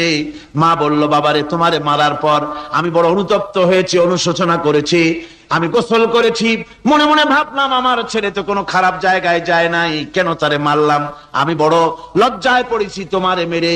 ও আমার আবু হুরায়রা, আমি গোসল করেছি, পবিত্র হয়ে গেছি, জলদি করে আমাকে নিয়ে চলো বিশ্ব নবী জনাবে মুহাম্মদুর রাসূলুল্লাহর দরবারে। হযরত আবু হুরায়রার মা ঘোষণা করলেন, আশহাদু আল্লা ইলাহা ইল্লাল্লাহু ওয়াহদাহু লা শারীকা লাহু ওয়া আশহাদু আন্না মুহাম্মাদান আবদুহু ওয়া রাসূলুহু। আমার ভাইরা, মা বাপ সবচেয়ে সম্মানের জিনিস। আল্লাহর ইবাদতের পরই মা বাপের খেদমত করতে হবে। আল্লাহ পাক বলছেন, বান্দারে দেখ, মায়ের পেট থেকে আনলাম, মায়ের বুকের মধ্যে মহব্বত পয়দা করলাম, এত মহব্বত দিলাম তোর উপরে, যে কোনো বিদেশে যান, যেখানে যান, বাড়িতে ফিরলে পরে সকলে ছেলে মেয়ে ভাই বোন সবাই দেখবে সুটকেসে আমার জন্য আনছে কি, সবাই চিন্তা করবে আমার জন্য কি এনেছে। একমাত্র মা সন্তানের মুখের দিকে তাকাবে কখন খাইছে সে। সুবহানাল্লাহ, সুবহানাল্লাহ, আমার বাসার মুখখানা শুকনা, তুই বুঝি আজকে কিছু খাইস নাই। বিদেশে যেসব সন্তান থাকে, মা কাটা কবুতরের মতো ছটফট করে। আমার ছোটবেলার কথা আমি দেখেছি, সরসিলা মাদ্রাসায় পড়তাম, আব্বা টাকা দিতেন মাদ্রাসায় যাওয়ার সময়, আবার মা আবার মুরগির ডিম বিক্রি করা, বিভিন্ন জিনিস বিক্রি করা বা বাজার করা পয়সা, উদ্বৃত্ত কিছু পয়সা আব্বার অজান্তে আমার হাতের মুঠার মধ্যে দিয়ে দিতেন। যখন মাদ্রাসার দিকে রওনা হয়েছি, পর্দার আড়াল থেকে দরজা থেকে দেখতাম, যতক্ষণ তাকায় দেখতেছি চোখ থেকে পানি দরদর করে পড়তেছে। সুবহানাল্লাহ, মা কি জিনিস! আল্লাহ আল্লাহ আল্লাহ। বিদেশে যদি কারো সন্তান মারা যায়, সবার জানার আগে কবি বলতেছেন, বিদেশে বিরাজ্যে যার পুত্র মারা যায়, পশু পক্ষী না জানিতে আগে জানে মায়। মায়ের কলিজার তারে টান লেগে যায়, মা বুঝতে পারে আমার সন্তানটা নাই। আহারে মা! আমার বন্ধুগণ, মা যার বেঁচে আছে বেয়াদবি করেছেন, পাও ধরে মাপ নিয়ে নিবেন, পাও ধরে মাপ নিয়ে নিবেন। মা তো পা ধরে দেখবেন মাফ করে দিবে। সুবহানাল্লাহ, সুবহানাল্লাহ, কত দরদ তার বুকের মধ্যে। আর মা বাপকে সম্মান করবেন। যাক, এই বিষয়ের উপরে আমি আর যেতে চাই না, শুধু আমি আপনাদের বললাম, এই বিশাল জনতাকে বললাম, সবচাইতে বড় পীর আপনার জন্য আপনার মা বাপ। সবচাইতে বড় পীর কে? মা বাপ। সন্তুষ্ট করেন, রুজিতে অভাব ঘটবে না, কোন মাজারে গিয়ে সেজদা দেওয়া লাগবে না, আল্লাহর কসম, মাজারে যাই চাওয়া লাগবে না। মা বাপকে খেদমত করেন, মা বাপকে খুশি করেন, মা বাপকে খাওয়ান, হাদিয়া দেন, মা বাপ খুশি, রুজিতে বরকত হবে, ব্যবসায় বরকত হবে, ঋণগ্রস্ত থাকবেন না, সম্মান আল্লাহ বাড়ায় দিবেন। সুবহানাল্লাহ বিহামদি, রাসূলুল্লাহর হাদিস। এই জন্য আমি অনুরোধ করব, মা বাপকে সম্মান করবেন। আল্লাহ পাক বলছেন, খালাকাল ইনসানা আল্লামাহুল বায়ান। আমি মানুষকে সৃষ্টি করেছি। কেমনে সৃষ্টি করলাম তা তো এতক্ষণ বললাম। এইভাবে করে মানুষ সৃষ্টি করেছি। দেখো, তোমার নিজের দিকে তাকাও। ফালয়ানজুরিল ইনসানু মিম্মা খুলিক। কি কিভাবে মানুষ তোমাকে সৃষ্টি করা হলো, একবার তাকায় দেখো, তোমার শরীরের দিকে একটু তাকায় দেখো তো কেমনে আমি বানাইলাম, কিভাবে তৈরি করলাম, লক্ষ্য করো। এই যে মাথা, এই মাথাটার ভিতরে আছে কি? মগজ, ব্রেইন। বিজ্ঞানীরা বলেছেন এতে 1000 মিলিয়ন নার্ভ সেলস আছে এর মধ্যে। 1000 মিলিয়ন নার্ভ সেল। সেল হচ্ছে CELL, সেল। সেল মানে কোষ। এই 1000 অনুভূতি কোষ, 1000 মিলিয়ন অনুভূতি কোষ রয়েছে মাথার ভেতরে। মস্তিষ্কের এসব কোষগুলি, এসব সেলগুলি, তার মধ্যে আবার আছে নার্ভ ফাইবার, অর্থাৎ সূক্ষ্ম সূক্ষ্ম নার্ভ সুতা সমগ্র শরীরের মধ্যে তা ছড়িয়ে দেওয়া আছে। এই সূক্ষ্ম সুতার মাধ্যমে ঘন্টায় 70 মাইল বেগে শরীরের প্রত্যেকটা অঙ্গ প্রত্যঙ্গের খবর মস্তিষ্কের মধ্যে চলে যায়। সুবহানাল্লাহ বিহামদিহি। আপনার পায়ে যদি কাটা ফোটে, শরীরে যদি ব্যথা লাগে, ঘন্টায় 70 মাইল বেগে সূক্ষ্ম সূক্ষ্ম যে তারগুলি আল্লাহ দিয়েছেন, ওই তারের মাধ্যমে আপনার মাথায় চলে যায়। মস্তিষ্কে গেলে পরে তড়িৎ গতিতে সিদ্ধান্ত হয় কাটা তুলতে হবে, অথবা একটা সাপ দেখেছেন, সাপ প্রথম চোখ দিয়ে দেখলেন, চোখ, এই চোখের ভিতরে আপনার 130 মিলিয়ন লাইট রিসেপ্টর আছে, অর্থাৎ বিভিন্ন দৃশ্যকে, ছবিকে ক্যাচ করার মতো 130 মিলিয়ন লাইট রিসেপ্টর গ্রহণযোগ্য মেশিন রয়েছে চোখের ভিতরে। চোখ দিয়ে সাপ দেখলেন, চোখের ভিতরে রয়েছে আবার অসংখ্য তার। এই অসংখ্য তার ব্রেনের সঙ্গে জুড়ে দেওয়া আছে। চোখ সাপ দেখলো, 70 মাইল বেগে প্রতি ঘন্টায় এই খবর তড়িৎ প্রবাহের মতো মস্তিষ্কের ভেতরে চলে গিয়েছে। মস্তিষ্ক সঙ্গে সঙ্গে ডিসিশন দিচ্ছে, দৌড় মারো, অথবা লাঠি হাতে নাও, অথবা যে কোনো একটা পজিশন তাকে সাথে সাথে সিদ্ধান্ত দিয়ে দিচ্ছে। জোরে বলেন সুবহানাল্লাহ। এই অনুভূতি শক্তি যদি আল্লাহ পাক না দিতেন মানুষের শরীরে, পায়ের মধ্যে পাথর ঢুকলে, কাটা তো কাটা, পাথর ঢুকলেও টের পাইতাম না। আল্লাহ পাক এই ব্যবস্থা করে দিয়েছেন মস্তিষ্কের মধ্যে এতগুলি সেল, প্রত্যেকটা সেলের আলাদা আলাদা কাজ। সুখ, দুঃখ, ভালোবাসা, মোহাব্বত, আনন্দ, স্বাদ ইত্যাদি জিনিসের অনুভূতি মস্তিষ্কের ভেতর থেকেই হয়। এখানে সেগুলি রেখে দেওয়া হয়েছে। তারপরে রয়েছে এই মস্তিষ্কের ভেতরে মেমোরি, স্মৃতি শক্তি। দেখুন এই যে টেপ রেকর্ডারে ওয়াজগুলি রেকর্ড হচ্ছে, তাফসীর রেকর্ড হচ্ছে। কিছুদিন পর ওই রেকর্ডের উপরে আরেকটা কথা যদি উঠান, তাহলে প্রথম কথা থাকবে? প্রথম গান বা ওয়াজ থাকবে? নষ্ট হয়ে যাবে। কিন্তু আল্লাহ রাব্বুল আলামিন আপনার আমার মাথার ভিতরে এমন এক ফিতা দিয়ে দিয়েছেন, এমন একটা মেমোরি ফিতা দিয়েছেন, যেই ফিতার ভিতরে হাজার হাজার, লক্ষ লক্ষ, কোটি কোটি সমস্ত কথাগুলি ধরবে, আপনি মুখস্থ করতে পারবেন। আগে যা মুখস্থ করেছেন, পরে মুখস্থ করলে পরে আগেরটা মুছে যাবে না। সুবহানাল্লাহ বিহামদিহি। কি সুন্দর করে মস্তিষ্কের ভেতরে এই মেমোরি শক্তিকে আল্লাহ পাক তৈরি করে দিয়েছেন। চিন্তা করলে মাথা নত হয়ে যাবে আল্লাহর দরবারে। আল্লাহ পাক বলছেন, এই জিনিস আমি তোমার মাথার মধ্যে রেখেছি। দেখুন মানুষ কত কথা বলে, কত বই পড়ে, মানুষের মাথায় যত কথা আছে সব কথা যদি লিপিবদ্ধ হয়, ভলিউম হয়ে যাবে, যা একটা লাইব্রেরিতে ধরা সম্ভব নয়। অর্থাৎ আপনার মাথাটা হচ্ছে একটা বিশ্বকোষ, আপনার মাথাটা হচ্ছে একটা বিরাট বিশ্বজোড়া লাইব্রেরি। জোরে কোন সুবহানাল্লাহ। আপনার মাথায় যা আছে তা আপনার কোনো বিল্ডিং এর মধ্যে ধরবে না, কোনো গ্রামে, কোনো দেশের মধ্যে তা ধরবে না। এত জিনিস আপনার মাথার মধ্যে আছে, ঠিক কিনা? এরপরে আল্লাহ পাক একটা চোখ আমাদের দিলেন। আল্লাহ রাব্বুল আলামিন বলেন, আলাম নাজআল লাহু আইনাইনি ওয়া লিসানান ওয়া শাফাতাইন ওয়া হাদাইনাহুন নাজদাইন। আমি কি তোমাদেরকে দুটি চক্ষু আর জিহ্বা, আর তোমাদেরকে আমি কি তোমাদের দুটি চক্ষু, দুটি ঠোঁট আর জিহ্বা কি আমি তোমাদের দেই নাই, যা দিয়া তোমরা দেখতে পাও, যা দিয়া তোমরা অনুভূতি, মাথার ভিতরে অনুভূতি জাগে। এই যে দুটো চোখ দিলাম, সুবহানাল্লাহ, সুবহানাল্লাহ বলেন। দুটি চোখ আছে বলে এই সুন্দর পৃথিবী দেখতে পাই। চোখ দুটি না থাকলে পৃথিবী অন্ধকার, মা দেখতে পাবো না, কোরআন দেখতে পাবো না, পৃথিবী দেখতে পাবো না, বাপ দেখতে পাবো না, সন্তান দেখতে পাবো না, দুনিয়াটা মিথ্যা হয়ে যাবে, ঠিক কিনা?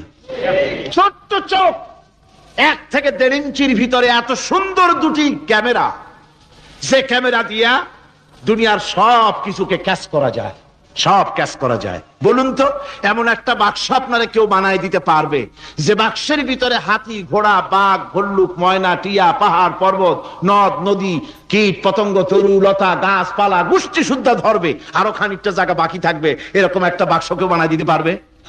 পারবে না। এমন একটা বাক্স পৃথিবীর কোন মিস্ত্রি বানাতে পারবে না।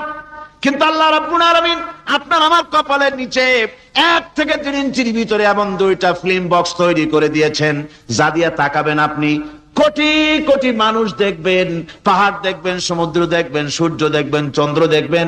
এত কিছু দেখার পরেও চোখের ভিতরে আরো খানিকটা জায়গা ফাঁকা থেকে যায়। কি বিরাট নিয়ামত এই চোখ আল্লাহ পাক আমাদেরকে দান করেছেন।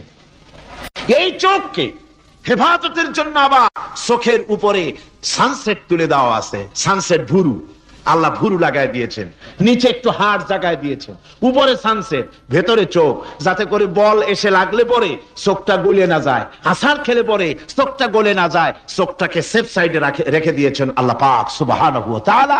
আল্লাহ পাকের কাছে শুকরিয়া তো আদায় করলাম না, আদায় করি। আসুন পড়ি আমরা সবাই, আলহামদুলিল্লাহি রাব্বিল আলামিন। আল্লাহ পাক বলেন, আলাম নাজআল লাহু আইনাইনি ওয়া লিসানাও ওয়া শাফাতাইন। জিহ্বা দিলাম আমি তোমাকে, এই জিহ্বার ভিতরে 3000 আস্বাদন স্তর আছে। বিজ্ঞানীরা বলেছেন একটা জিহ্বার মধ্যে 3000 আস্বাদন স্তর আছে। প্রত্যেকটা স্তরের সাথে মস্তিষ্কের সাথে তার লাগানো আছে। জিহ্বায় সব জিনিসের টেস্ট নেবেন, আর তার অনুভূতি, তার স্বাদটা ওখানে টের পাবে মস্তিষ্কের ভেতরে। এই জিহ্বা আল্লাহ পাক দান করে দিলেন মুখের মধ্যে। সুবহানাল্লাহি বিহামদিহি। সব রকমের স্বাদ পান না একরকম? জিলাপির স্বাদ একরকম, রসগোল্লার স্বাদ আর এক রকম, ছানার স্বাদ আর এক রকম, বেলের স্বাদ একরকম, তালের স্বাদ আর এক রকম, মুরগির স্বাদ একরকম, খাসির স্বাদ আর এক রকম, লট্টা ফিশের স্বাদ একরকম, শুটকির স্বাদ আর এক রকম, কোরাল মাছের স্বাদ আর এক রকম, শাকের স্বাদ আর এক রকম। হাজার হাজার খাদ্য দ্রব্যের স্বাদ এক জিহ্বা দিয়ে আল্লাহ রাব্বুল আলামিন নেওয়ার তৌফিক দিলেন। খালাকাল ইনসান, কি সুন্দর করে মানুষ বানালাম। দেখিস না, শুকরিয়া আদায় করিস না, এগুলি দেখবি আর শুকরিয়া আদায় করবি কি সুন্দর করে আমি আল্লাহ তোমাকে সৃষ্টি করেছি। শুধু তাই নয়, আল্লাহ পাক বলেন, ইয়া আইয়ুহাল ইনসানু মা গাররাকা বিরাব্বিকাল কারীম। ও মানুষ, কোন জিনিস তোমাকে ধোঁকায় ফেলে দিল তোমার মহান প্রভুর ইবাদত থেকে, গোলামি থেকে? কোন জিনিস তোমারে ধোঁকায় ফেলে দিল? কেন ধোঁকায় পড়ে গেলে? আল্লাহ রাব্বুল আলামিন তাই বলেন, ইয়া আইয়ুহাল ইনসানু মা গাররাকা বিরাব্বিকাল কারীম। কোন জিনিস তোমাকে ধোঁকায় ফেলে দিল ওই মহান আল্লাহ রাব্বুল আলামিনের ইবাদত থেকে, গোলামি করা থেকে? কি সুন্দর করে বানালাম। আমার ভাইরা, আমার নিজের জীবনে এক দৃষ্টান্ত আমি প্রায় বলি লোকদেরকে। ছোটবেলায় মাদ্রাসা থেকে বাড়ি ফিরতেছি, তখন গয়নার নৌকা, লঞ্চ নাই, নৌকা। সেই নৌকা বিরাট লম্বা নৌকা, 4-5 জনে দাঁড় বায়, বড় বড় লম্বা লম্বা দাঁড়, ছিপ নৌকা, খুব লম্বা নৌকা। এই নৌকাগুলি প্যাসেঞ্জার বহন করে। স্টেশন আসতে পরে ঢোল পিঠায়, মানুষ এসে ওঠে। রাতের বেলায় চলতে হয়, রাতেই এগুলো চলতো বেশি, আজকাল এগুলি আর নাই। সেই নৌকার মাঝখানে থাকতো বাঁশ পোতা, 2 দিকে মানুষ শোবে, নৌকার 2 দিকে মাথা দিয়ে, একদিকে পা দিয়ে শোবে। ছাত্র জীবন, শুয়ে আছে এরকম করে, কিন্তু পা লম্বা করা যায় না, পা লম্বা করলে আর একজনের বুকের উপরে গিয়ে ওঠে। এভাবে করে পা কতক্ষণ গোটো করে রাখা যায়? কিছুক্ষণ পর মনের মধ্যে চিন্তা জাগলো যে আল্লাহ, হাঁটুতে তো ব্যথা করতেছে, এই হাঁটুগুলি যদি নাট বল্টুর মতো মোড়ায় মোড়ায় খোলার সিস্টেম করে দিতে, তাহলে তো এখন কষ্ট হতো না। ঠ্যাংডারে মোড়াইয়া খুলিয়া তারপরে ব্যাগের মধ্যে ভরিয়া বালিশের কাজ হতো, ঠ্যাংও ব্যথা করতো না। ছাত্র হলে যত চিন্তা মাথার মধ্যে আসে, এইসব চিন্তা, কেনুর মধ্যে একটা মুড়ি পেঁয়াজ হলে ভালো হইতো, এইসব চিন্তা করতেছে। চিন্তা করে করে এক ফাঁকে ঘুম এসে গেল। সকালবেলায় নৌকা যখন ফিরেছে স্টেশনে, ঘুম ভেঙে গেল যাত্রীদের চিৎকারে। একজন বলছে আমার মানি ব্যাগ চুরি হয়েছে, আর একজন বললো আমার হ্যান্ড ব্যাগ গেছে, আর একজন বলছে আমার ব্রিফকেস গেছে, চোরে নিয়ে গেছে। ওরা তো যার যার হারানো জিনিস নিয়ে ব্যস্ত। আমি তখন তওবা করতেছি যে আল্লাহ, আমার বুদ্ধিমতো যে বুদ্ধি রাত্রে করলাম, এই বুদ্ধিমতো যদি মানুষের হাতে এবং কেনুতে থাকতো নাট বল্টির মতো করে মুড়ি পেঁয়াজ দেওয়া, আর ওইগুলি যদি থাকতো ব্রিফকেসের মধ্যে, হ্যান্ড ব্যাগের মধ্যে, তাহলে তো সকালবেলায় শুনতাম কেউ বলতো যে আল্লাহ আমার তো ঠ্যাং চুরি হয়ে গেছে, কেউ বলতো আমার তো হাত চুরি হয়ে গেছে। আল্লাহ আল্লাহ আল্লাহ আল্লাহ, আল্লাহু আকবার। আল্লাহ সুবহানাহু ওয়া তাআলা কি সুন্দর করে তৈরি করেছেন। এত হাল তাগামিন ফুতুর, আমার সৃষ্টি নৈপুণ্যতার ভেতরে কোনো ভুল দেখতে পাও? কোনো ভুল পাবে না। আমার সৃষ্টি নৈপুণ্যতার ভেতরে কোনো ভুল নাই। সুবহানাল্লাহি বিহামদিহি, সুবহানাল্লাহি বিহামদিহি। এত সুন্দর করে আল্লাহ সুবহানাহু ওয়া তাআলা মানুষ সৃষ্টি করলেন। খালাকাল ইনসান আল্লামাহুল বায়ান।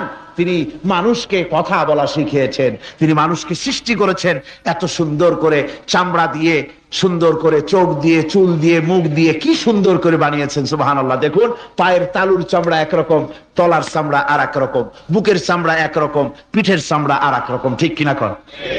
পায়ের উপরের যে চামড়া, ওই চামড়াটা যদি পায়ের তলায় হতো, 2 দিনও হাঁটা যেত না। প্রতি সপ্তাহে 3 বার করে হাফসুল করা লাগবে, কোন ঠিক কিনা? আল্লাহ সুবহানাহু ওয়া তাআলা যেখানে যেটা দরকার তাই দিয়েছেন। আর ওরা বলে কি, কয় যে আল্লাহ নাই, দেয়ার ইজ নো গড। ছাগল কোথাকার। গ্যাগারিন বলেছেন, ইউরি গ্যাগারিন প্রথম মহাশূন্যচারী, মহাশূন্য পরিভ্রমণ করে এসে বললেন যে মহাশূন্যের লক্ষ লক্ষ মাইল পরিভ্রমণ করে এলাম। মহাশূন্যে হিন্দুরা যাকে ভগবান বলে, খ্রিস্টান যাকে গড বলে, মুসলমানেরা যারা আল্লাহ বলে, এই লক্ষ লক্ষ মাইলের কোন জায়গায় অস্তিত্ব দেখলাম। কিসের আল্লাহ, কিসের গড? নাউযুবিল্লাহি মিন যালিক। কত বড় ছাগল! তুমি দেখ আল্লাহ রে, তুমি তো নিজের শরীরই নিজে দেখো না।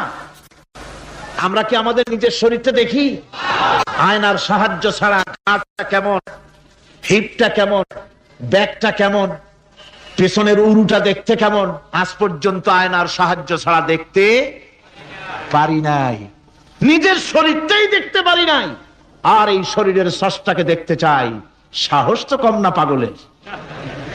আল্লাহ সুবহানাহু ওয়া তাআলা তিনি মানুষকে সৃষ্টি করেছেন, কত সুন্দর করে তিনি বানিয়েছেন।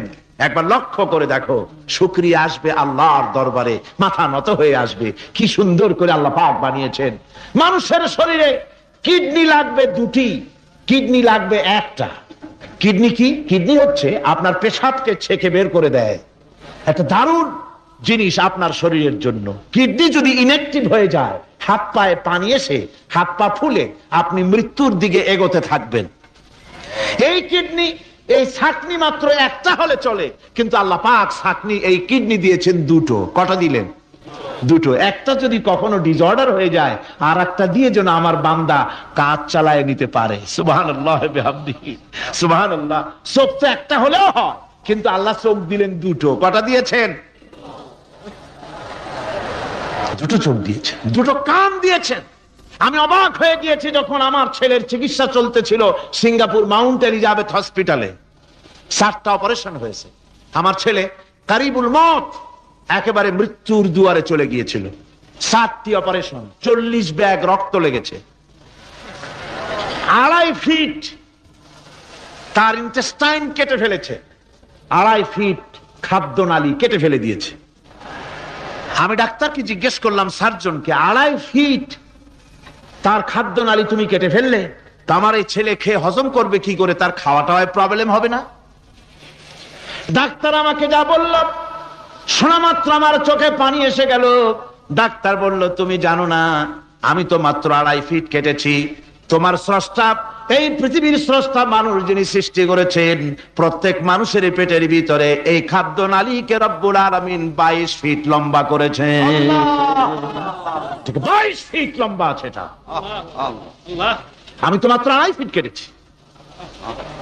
কোন প্রয়োজনে যদি কাটতে কাটতে আরো কাটা হয়, 10 ফিটও কাটা হয়, কষ্ট হবে না। সুবহানাল্লাহ বিহামদিহি। তার শ্বাস নেওয়ার জন্য, প্রশ্বাস নেওয়ার জন্য কি ব্যবস্থা আল্লাহ পাক করেছেন। হার্ট, মানুষের হার্ট বিট হচ্ছে, এটাকে হার্ট বিট যেটা হয়, সংকোচন সম্প্রসারণ। এই যে মানুষ, ডাক্তাররা বলে রোগী হার্ট অ্যাটাক করেছে, হার্ট অ্যাটাক করেছে। হার্ট অ্যাটাক করলো, অ্যাটাকটা কি? অ্যাটাকটা হচ্ছে সংকোচন সম্প্রসারণ, সংকোচন সম্প্রসারণ, এরকম হচ্ছে। ফট করে এটা অ্যাটাক করলো, আর যদি ছেড়ে না দেয় এটাই অ্যাটাক করা, এটাই তার জীবনটা শেষ হয়ে যাওয়া। ডাক্তাররা বলেছেন যে মানুষের শরীরের সবকিছু চিন্তা করে, গবেষণা করে বহুত কিছু বুঝেছি, কিন্তু হার্টটা এরকম পাঞ্চিং কেন করে, এই জিনিস আজও পর্যন্ত আমাদের মাথায় ঢোকে নাই। সুবহানাল্লাহ। আল্লাহ পাক কি সুন্দর করে এই পাঞ্চিং এর মাধ্যমে, হার্ট যেভাবে করতেছে, এই পাঞ্চিং এর মাধ্যমে সমস্ত শরীরের রক্তগুলি পা থেকে শুরু করে মাথা পর্যন্ত সব ছড়িয়ে দেওয়া হচ্ছে, এভাবে এভাবে ছড়িয়ে দেওয়া হচ্ছে, যাতে করে মানুষ জীবিত থাকে, শরীরের রক্ত গরম থাকে, হিম শীতল হয়ে মানুষ যেন মারা না যায়। এই জন্য আল্লাহ সুবহানাহু ওয়া তাআলা এত সুন্দর ব্যবস্থা করেছেন। এক সময় আঘাত পেয়ে অনেকগুলি রক্ত যদি পড়ে যায়, মানুষ রক্ত শূন্যতায় মরবে না, আবার খানিকটা রক্ত রিজার্ভও থাকে, আল্লাহ পাক রিজার্ভ করে রাখেন। স্পঞ্জের ভিতরে পানি থাকলে উপর থেকে টের পাওয়া যায়, ওরকম খানিকটা রক্ত আল্লাহ শরীরের ভিতরে রিজার্ভ রেখেছেন। এই জন্য বড় বড় ডাক্তাররা, বড় বড় ডাক্তার, বড় বড় বিজ্ঞানী কখনোই নাস্তিক হয় না। এইসব দৃশ্য দেখে তারা মনে করে নিশ্চয়ই একজন কেউ আছেন যিনি এগুলি তৈরি করেছেন, এগুলি এমনি এমনি হয় নাই। যিনি তৈরি করেছেন তিনি কে? তিনি হচ্ছেন আল্লাহ সুবহানাহু ওয়া তাআলা। তিনি এগুলি সৃষ্টি করেছেন, তিনি এগুলি তৈরি করেছেন। ওই আল্লাহ পাকের কাছেই আমাদের সকলকেই ফিরে যেতে হবে।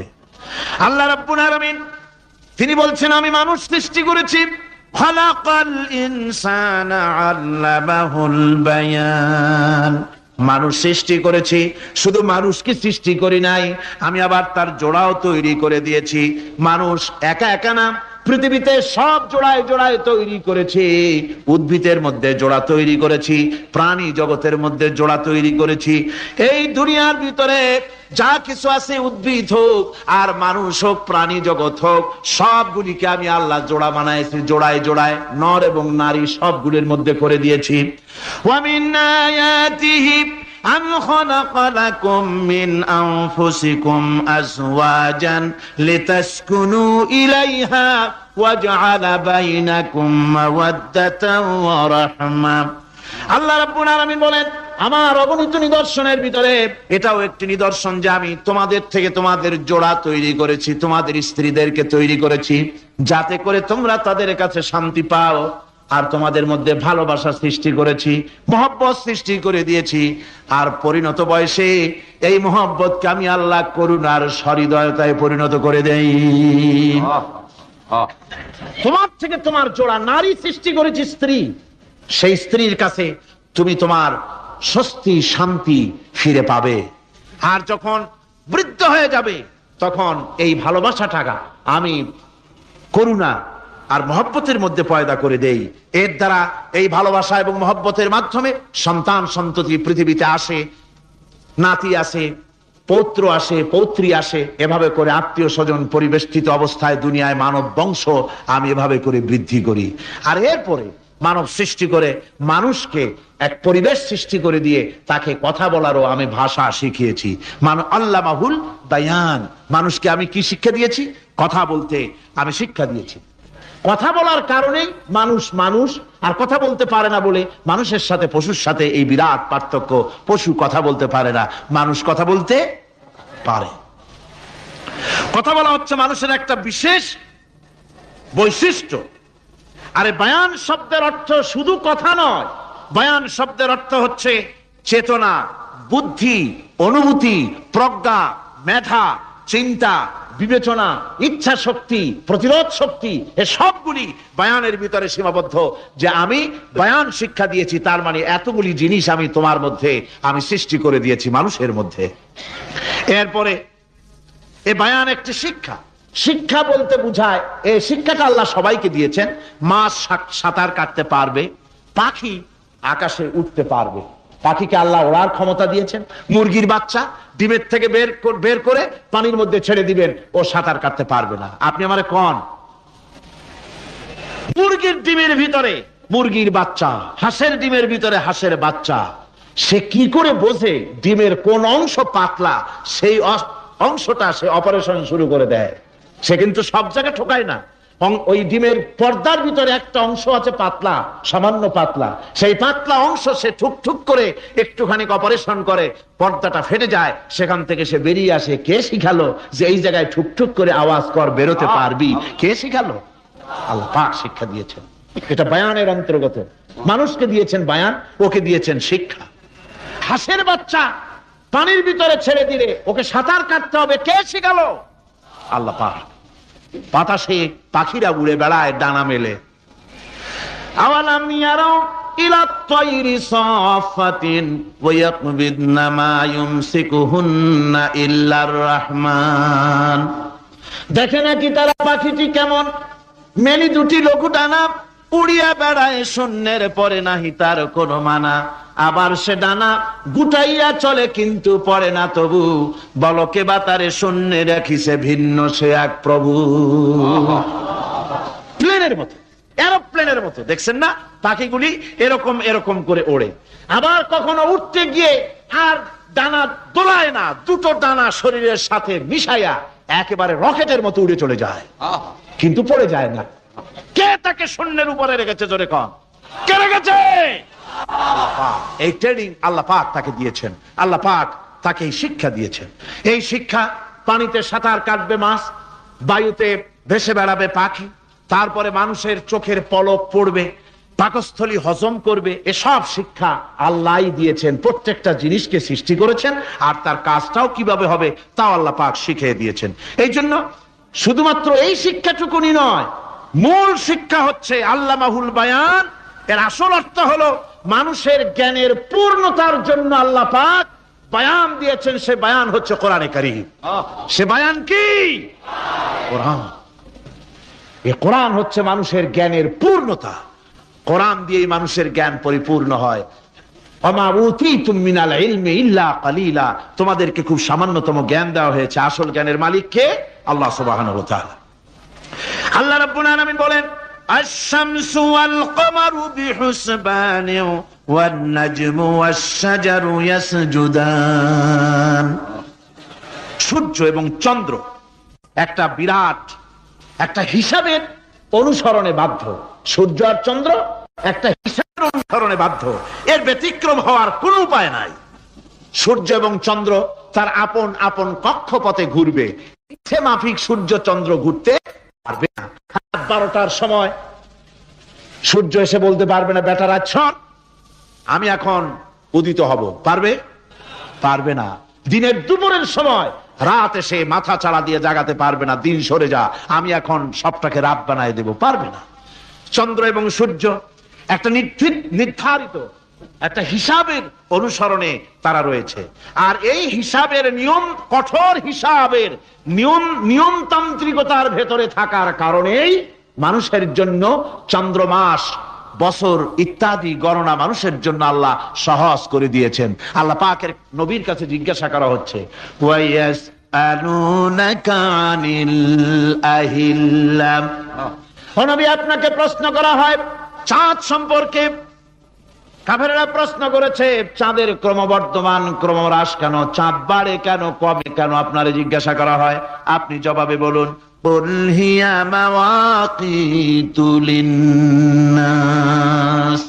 বলুন, এ চাঁদ হচ্ছে মাস, দিন, বছর গণনা করার জন্য, গোটা পৃথিবীবাসীর জন্য আমি একটা স্থায়ী ক্যালেন্ডার আকাশে ঝুলায় রাখছি। জোরে কোন সুবহানাল্লাহ। বিনা পয়সার ক্যালেন্ডার কে ঝুলায় রাখছেন? আল্লাহ সুবহানাহু ওয়া তাআলা তিনি ঝুলিয়ে রেখেছেন এই ক্যালেন্ডারকে, আর এই চন্দ্র সূর্য নিজের ইচ্ছা মাফিক চলতে পারে না। আল্লাহ পাক কোরআনে কারিমে বলেছেন, আফা গায়রা দীনিল্লাহি ইয়াবগুন ওয়া লাহু আসলামা মান ফিস সামাওয়াতি ওয়াল আরদি তাওআন ওয়া কারহা। তোমরা কি আমার দেওয়া জীবন ব্যবস্থা ছেড়ে দিয়ে মানুষের তৈরি করা, অন্যের তৈরি করা মতবাদ গ্রহণ করতে চাও? ওয়ালাহু আসলামা মান ফিস সামাওয়াতি ওয়াল আরদ, অথচ আকাশে যা কিছু আছে, জমিনে যা কিছু আছে, সব আমার কি করছে? আমার হুকুম মেনে, আমার আনুগত্য করে তারা চলছে। আনুগত্যের সামনে মস্তক অবনত করে দিয়েছে। তাই তো আমরা দেখতে পাই তাল গাছে কোনোদিন বেল হয় না। হয়? চট্টগ্রামে হয় বোধহয়। তাল গাছে বেল হয়, নারকেল গাছে আম হয়, নিম গাছে লিচু হয়? হয় না। আল্লাহর সুন্নতের ভিতরে কোনো পরিবর্তন পাওয়া যাবে না। দেখুন, বঙ্গোপসাগরের পানি মিষ্টি না নোনা? সবাই বলুন, মিষ্টি না নোনা?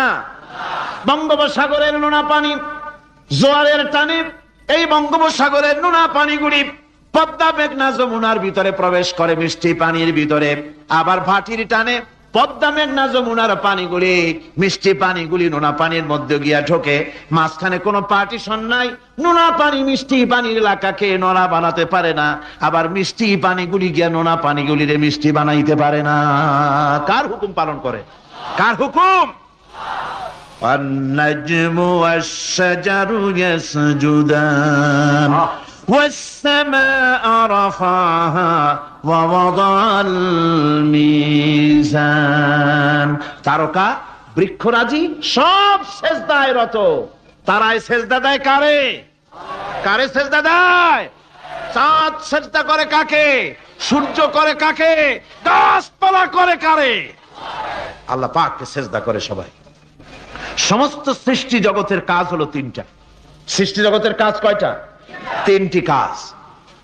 একটা কাজ হচ্ছে সৃষ্টি জগৎ মহান আল্লাহর উদ্দেশ্যে সিজদা করবে, তার হামদ করবে, তার তাসবিহ করবে। তিনটা কাজ, সিজদা করবে, হামদ করবে, তাসবিহ করবে। এই তিনটা কাজ হচ্ছে সৃষ্টি জগতে।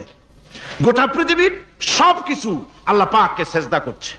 কোরআনে কারিমে রব্বুল আলামিন বলেন, وَلِلَّهِ يَسْجُدُ مَن فِي السَّمَاوَاتِ وَالْأَرْضِ طَوْعًا وَكَرْهًا وَظِلَالُهُم بِالْغُدُوِّ وَالْآصَالِ। আল্লাহ পাক বলেন, আকাশে যা কিছু আছে, জমিনে যা কিছু আছে, সব কিছু আমার সেজদা করে। এমনকি গাছগুলি, গাছ আমার সেজদা করে। গাছগুলি সকাল বেলায় গাছের ছায়া সকাল বেলায়, আর বিকাল বেলায় নিজের ছায়া লম্বা করে দিয়ে আমার সামনে সেজদায় পতিত হয়ে যায়। গাছগুলি আমাকে সেজদা করে। তারকা সমূহ, চন্দ্র সূর্য সব আমাকে সেজদা করে। وَلِلَّهِ يَسْجُدُ مَا فِي السَّمَاوَاتِ وَمَا فِي الْأَرْضِ مِنْ دَابَّةٍ وَالْمَلَائِكَةُ وَهُمْ لَا يَسْتَكْبِرُونَ। আকাশে এবং জমিনে যা কিছু আছে আমার সিজদা করে। আমার সিজদা থেকে কেউ অহংকার করে না, অহমিকতা করে না। আমার সিজদা থেকে কেউ ফিরে যায় না, সবাই আমাকে সিজদা করে। সুতরাং ও মানুষ, আমার দরবারে সিজদায় মাথা নত করে দাও। সবগুলি আমার সামনে সিজদা করতেছে।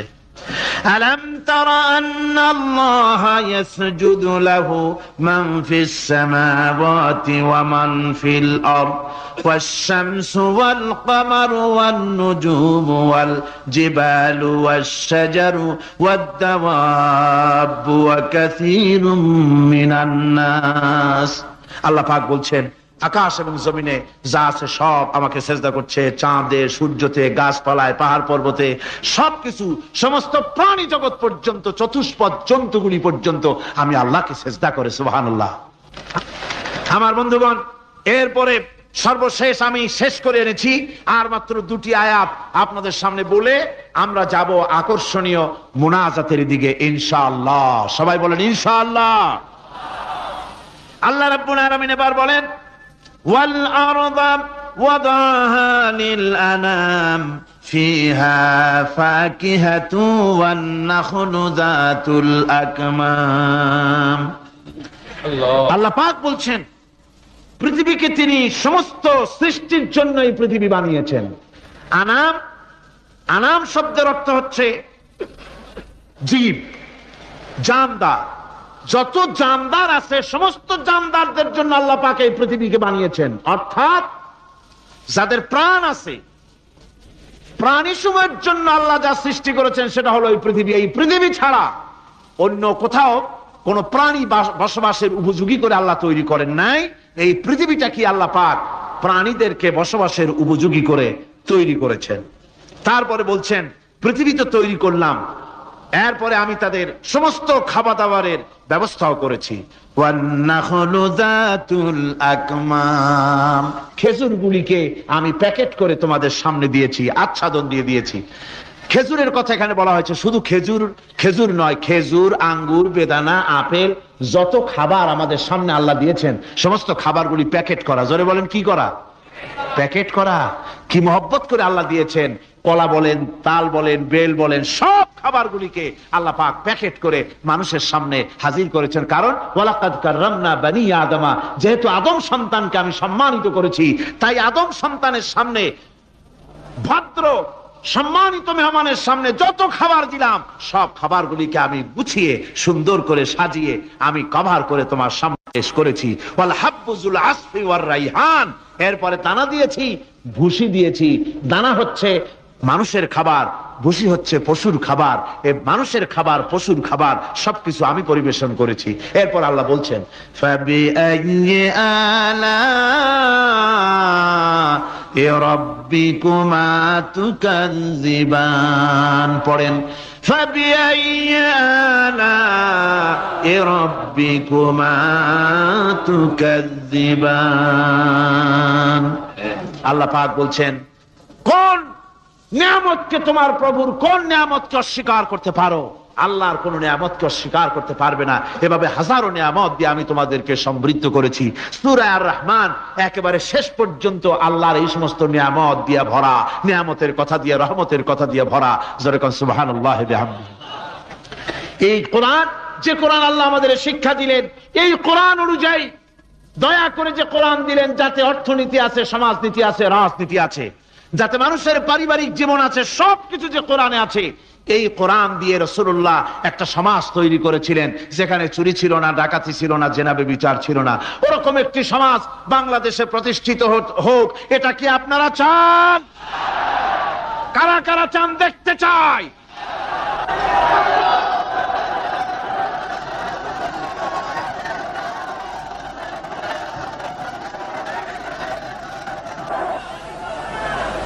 আলহামদুলিল্লাহ।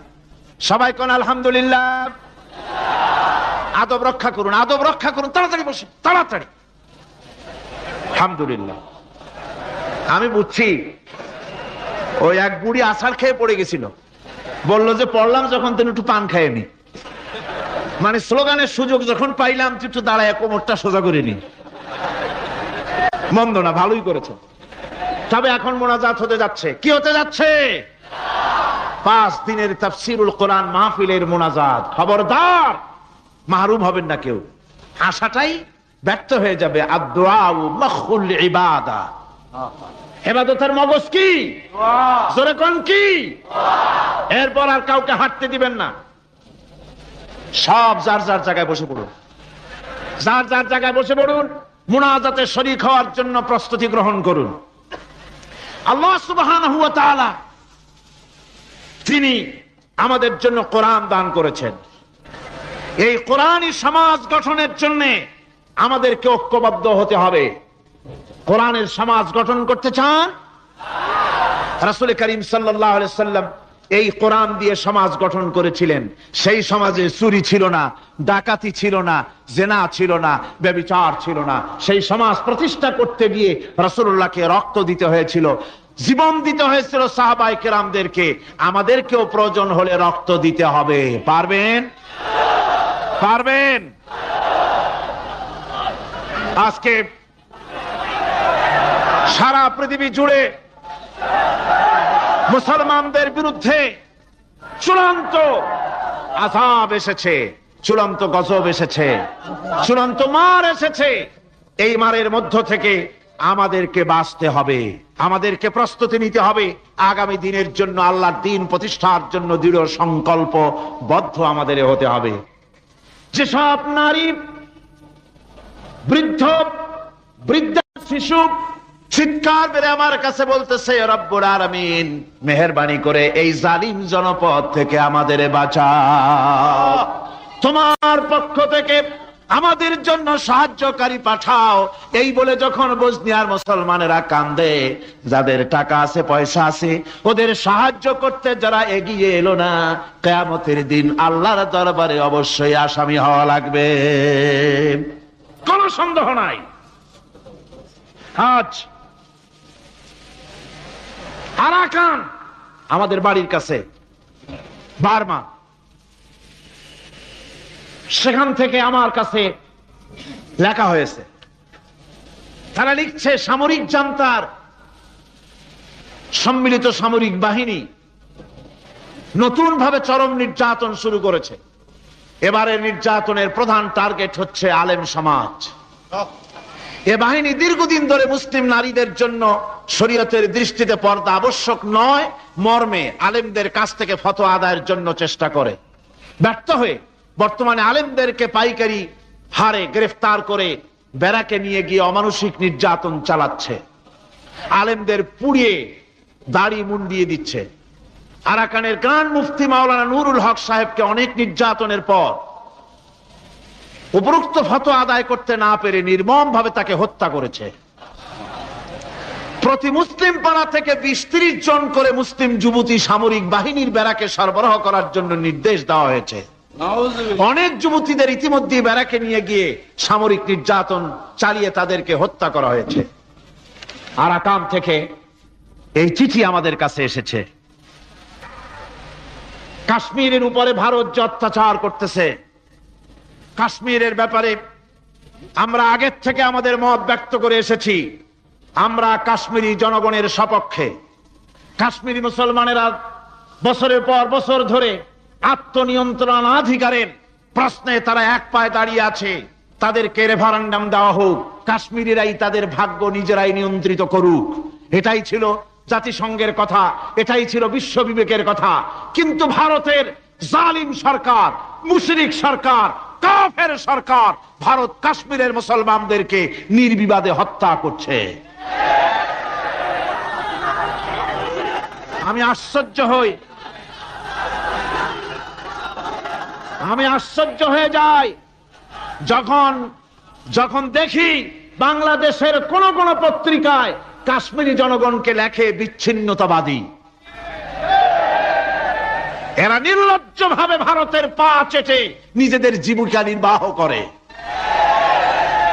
আমি আজ আপনাদের খেদমতে আরজ করতে চাই, পৃথিবীর নির্যাতিত মুসলমানদের পাশে আমরা আমাদের জীবন নিয়ে পাহারা দেব। আমাদের আর কিছু না থাকতে পারে, আমাদের ইমানের মজবুতি আছে। ইমানের মজবুতি আছে না? আপনারা মনে রাখবেন, ভারত তার অপসংস্কৃতি আমাদের মধ্যে ঢুকাচ্ছে। বাংলাদেশের মধ্যে মঙ্গল প্রদীপ দিয়ে অনুষ্ঠান শুরু হয়ে গিয়েছে, মঙ্গল প্রদীপ দিয়ে অনুষ্ঠান শুরু করা হচ্ছে। তারপরে নববর্ষ উদযাপনের জন্য হিন্দুয়ানি কায়দায় উদযাপন করা হচ্ছে।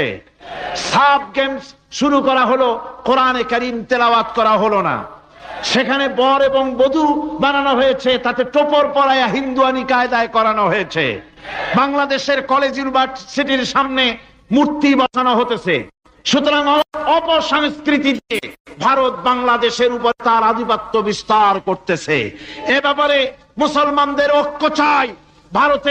আমাদের ব্যাপারে ভারতের যে ভূমিকা, সে ভূমিকা হচ্ছে ওরা আমাদেরকে মেরে ফেলতে চায়, ওরা আমাদেরকে পানিতে মারবে, ওরা আমাদেরকে ভাতে মারবে, ওরা আমাদেরকে শেষ করে দেবে, স্বাধীনতাকে বিপন্ন করে দেবে। এজন্য আজ এই বিশাল জনসমুদ্রের কাছে প্রশ্ন করি, যদি প্রয়োজন হয় আমাদের চির দুশ্মন ভারতের বিরুদ্ধে যদি লড়াইয়ের প্রয়োজন হয়, তোমরা সবাই প্রস্তুত থাকবে।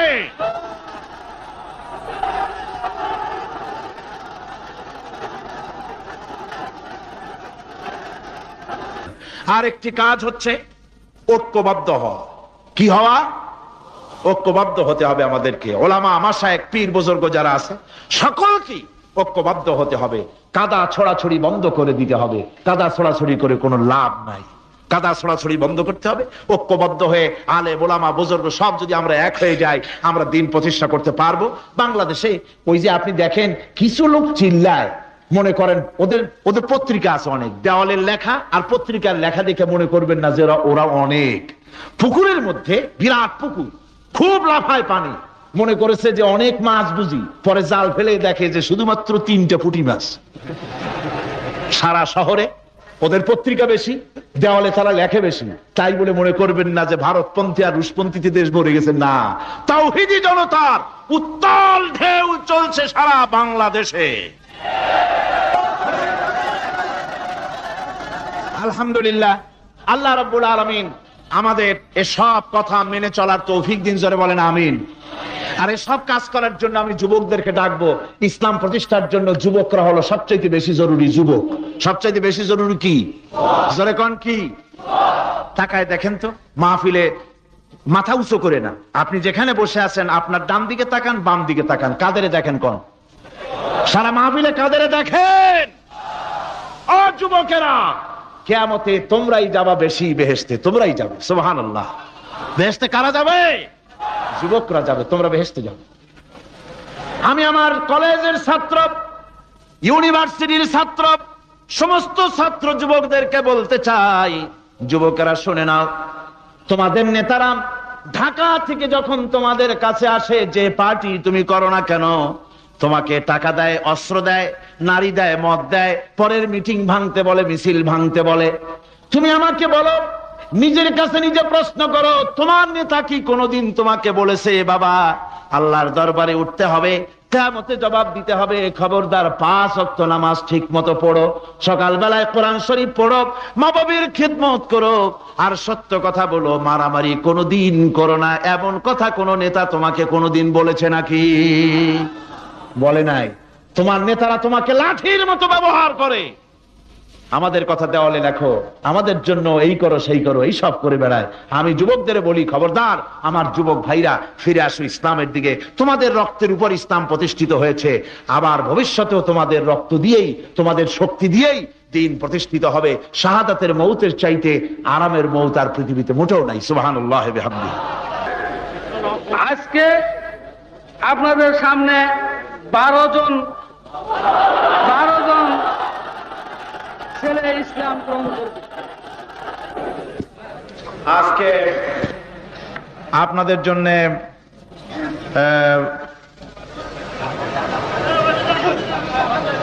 এক তো সুখবর যে কোরআনে কারীমের তাফসীর আমরা শুনতে পেরেছি। 2 নম্বরে আমরা মুনাজাতের দিকে এগিয়ে যাচ্ছি। 3 নম্বরে আলহামদুলিল্লাহ আজকে মোট 14 জন ইসলাম কবুল করতে যাচ্ছেন। এর আগে তৃতীয় দিন ইসলাম কবুল করেছিলেন 10 জন, 5 জন, এবং চতুর্থ দিন ইসলাম কবুল করেছেন একজন খ্রিস্টান মহিলা সহ 5 জন। এ গেল 10, আর আজকের 14। সর্বমোট এবারের তাফসীরুল কোরআন মাহফিলে 24 জন অমুসলিম ভাই কোরআনে কারীমের সুশীতল ছায়ায়, ইসলামের সুশীতল ছায়ায় আশ্রয় গ্রহণ করলেন। 24 জন অমুসলিম ভাই ইসলাম কবুল করলেন। আলহামদুলিল্লাহ, আলহামদুলিল্লাহ। এখন ওনাদেরকে ইসলাম কবুল করানো হচ্ছে। লা ইলাহা, এটা উচ্চ করেন, এটা উচ্চ করেন। লা ইলাহা ইল্লাল্লাহু মুহাম্মাদুর রাসূলুল্লাহ।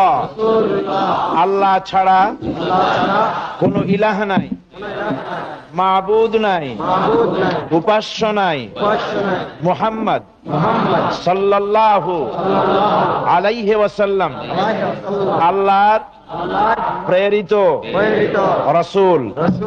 আশহাদু আন লা ইলাহা ইল্লাল্লাহু ওয়াহদাহু লা শারীকা লাহু ওয়া আশহাদু আন্না মুহাম্মাদান আবদুহু ওয়া রাসূলুহু। আমি সাক্ষ্য দিচ্ছি আল্লাহ আল্লাহ ছাড়া কোন ইলাহ নাই, মাবুদ নাই, উপাস্য নাই।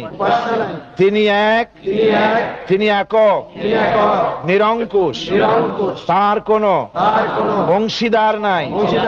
আমি আরো সাক্ষ্য দিচ্ছি, মুহাম্মদ সাল্লাল্লাহু আলাইহি ওয়াসাল্লাম আল্লাহর প্রেরিত বান্দা এবং রাসূল। সকলকে বলুন আসসালামু আলাইকুম। বলেন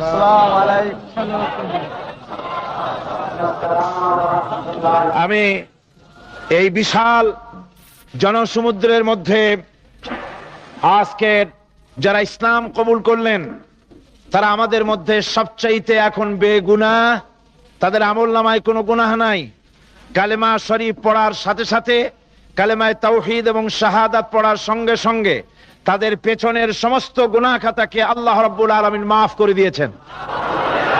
আমি এই বিশাল জনতার পক্ষ থেকে আমাদের এই নতুন মুসলমান যে কয়জন আমার সামনে আছেন আর মহিলারা যারা পেছনে আছেন তাদের জন্য আমাদের আন্তরিক মোবারকবাদ। সামনে যারা পুরুষ আছেন তাদেরকে আমি সকলের পক্ষ থেকে আলিঙ্গন করছি।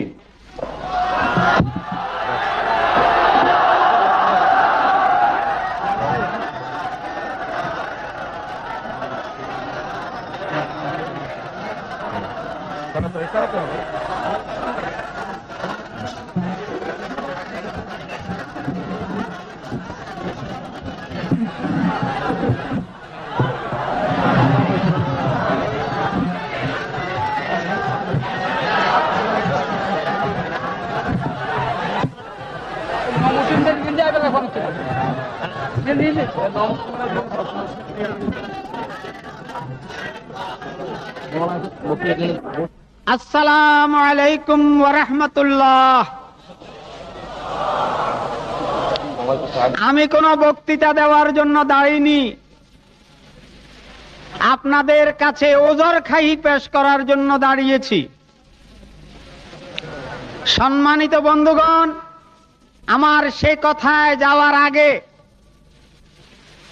একটু আগেই যে একটা কাগজ হস্তান্তর করা হলো এ ব্যাপারে একটা দুটা কথা বলতে চাই। সম্মানিত বন্ধুগণ, চট্টগ্রামের বুকে মাওলানা মনিরুজ্জামান ইসলামাবাদী সাহেব স্বপ্ন দেখেছিলেন একটা ইসলামী বিশ্ববিদ্যালয় প্রতিষ্ঠা করার জন্য।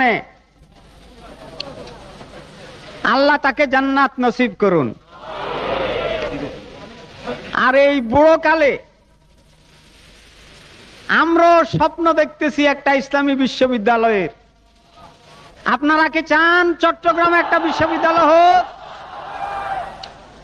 এই উদ্দেশ্যকে সামনে রেখে আমরা একটা ইসলামী বিশ্ববিদ্যালয় চট্টগ্রাম এই নামে একটা কমিটি করেছি, যার সভাপতি আমার বন্ধু মুরব্বী জনাব মাওলানা আব্দুল জব্বার সাহেব, পীর সাহেব বৈতুশ্বর।